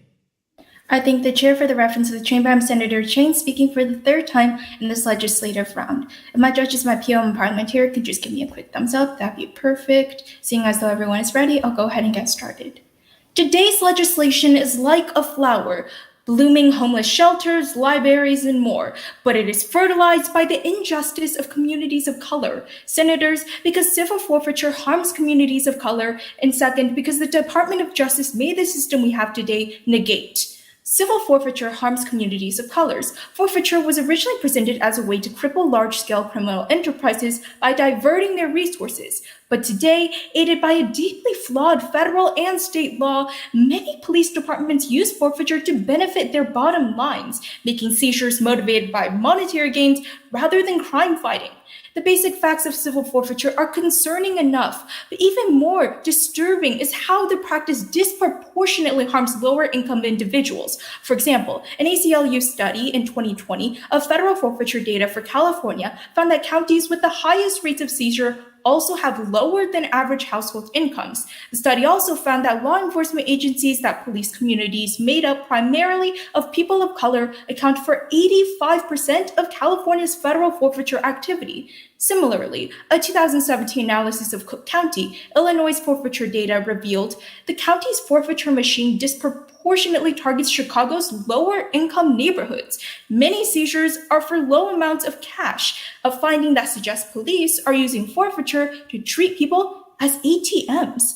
In fact, cash is the most seizable thing in Cook County. Not only are lower income individuals likely at a greater risk of having property seized for civil forfeiture, but they are more likely to find forfeiture actions more difficult to fight because they are unable to provide an attorney. If they can't even afford an attorney, we hurt our constituents, something Senator Upati completely ignores. Second, the Department of Justice made the system we have today. The Marshall Project states that the DOJ created the Equitable Sharing Program, which allows states and local law enforcement to seize assets from individuals without bringing criminal charges or conviction, even in states that prohibit civil asset forfeiture.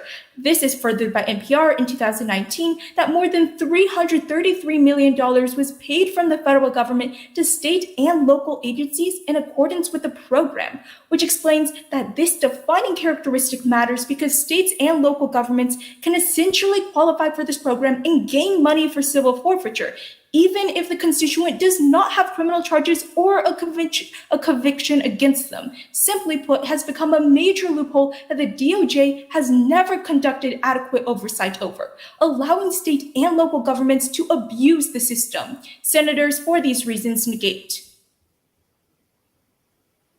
Thank you, Senator, for the speech of 2 minutes and 45 seconds. Again, 2 minutes and 45 seconds.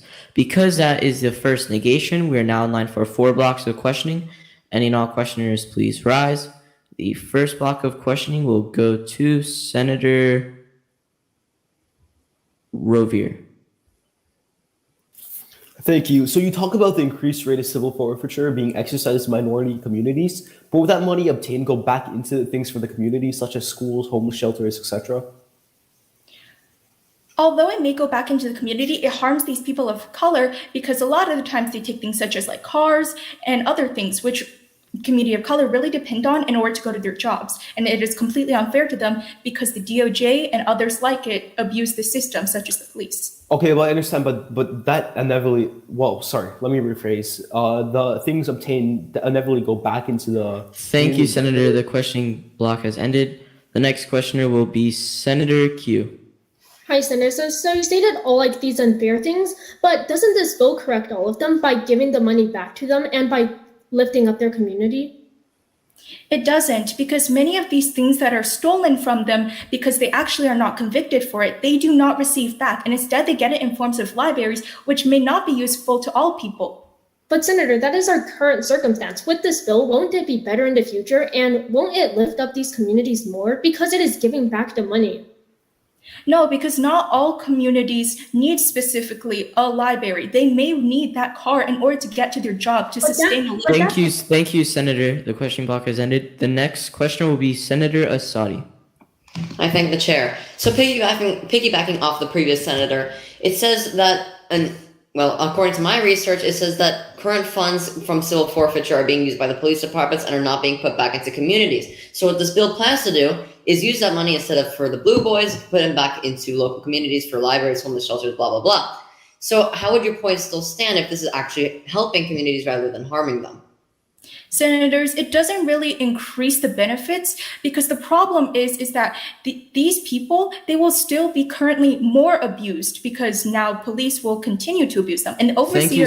Thank you, Senator. The next questioning block will go to Senator Jenna. So just to confirm, we are aware that civil forfeiture still exists today, correct? Yes. And we do know where the funding does go current as of today, correct? Yes. So doesn't this bill change that for a more positive effect? It does in a sense, but it causes more abuse because now the DOJ has an excuse to allow their police to continue to abuse these minorities. But nevertheless, as the other senators have said, don't those funds go back to the community? But even more assets are taken away from them. And sometimes these police, as I stated, a loophole the DOJ has, they can use that loophole and not take the funds. Thank you, Senator. the questioning period has elapsed and the speaker may be seated. Is there any motions on the floor? State that motion. Motion to move to previous question. Any Second. objections? Seeing and hearing none, that motion's passed. All those in favor of passing this bill, raise your placard and don't remove them until I say your name. Senator Bensadia 1, Senator Upadhyay 2, Senator Bhattacharjee 3, Senator Asadi 4, and Senator Q 5. All those not in favor of passing this bill, raise your placard. Senator Kwapke 1, Senator Chang 2. Any abstentions? Senator Rovier 1, Senator Jenna 2. Seeing that this is a majority, this bill passes. My congratulations to the author. Is there any other motions? I have a motion. State the motion. Motion to adjourn the meeting. I second on that. Second. Any objections? Seeing and hearing none, this meeting is adjourned. As your presiding officer, I am obligated to say the orders of the day. In total, there was 25 speeches. There were 69 questions. 3 out of 4 of the bills were passed. Majority of people had similar amount of questions. Majority of people also had the same amount of speeches. Before we end, can we all give a round of applause for our judges for volunteering to judge us? Thank you. Very appreciated. Also, congratulations to all of you for making it this far in this tournament. It's a great honor to be in the national championship for middle school. It's been an honor presiding over you guys, and it's a humbling experience and learning experience seeing how good you guys are, and I will learn a lot from today. With no further to do, congratulations. Good luck on where you go next with your debating career. Hopefully to see you guys in 30 years in Congress. Thank you, Pia. Thank you, judges. Thank you, Pia. Thank you, judges, for taking your time. Thank you, judges. Yep. Good luck, everybody. Good luck, Bye. everyone.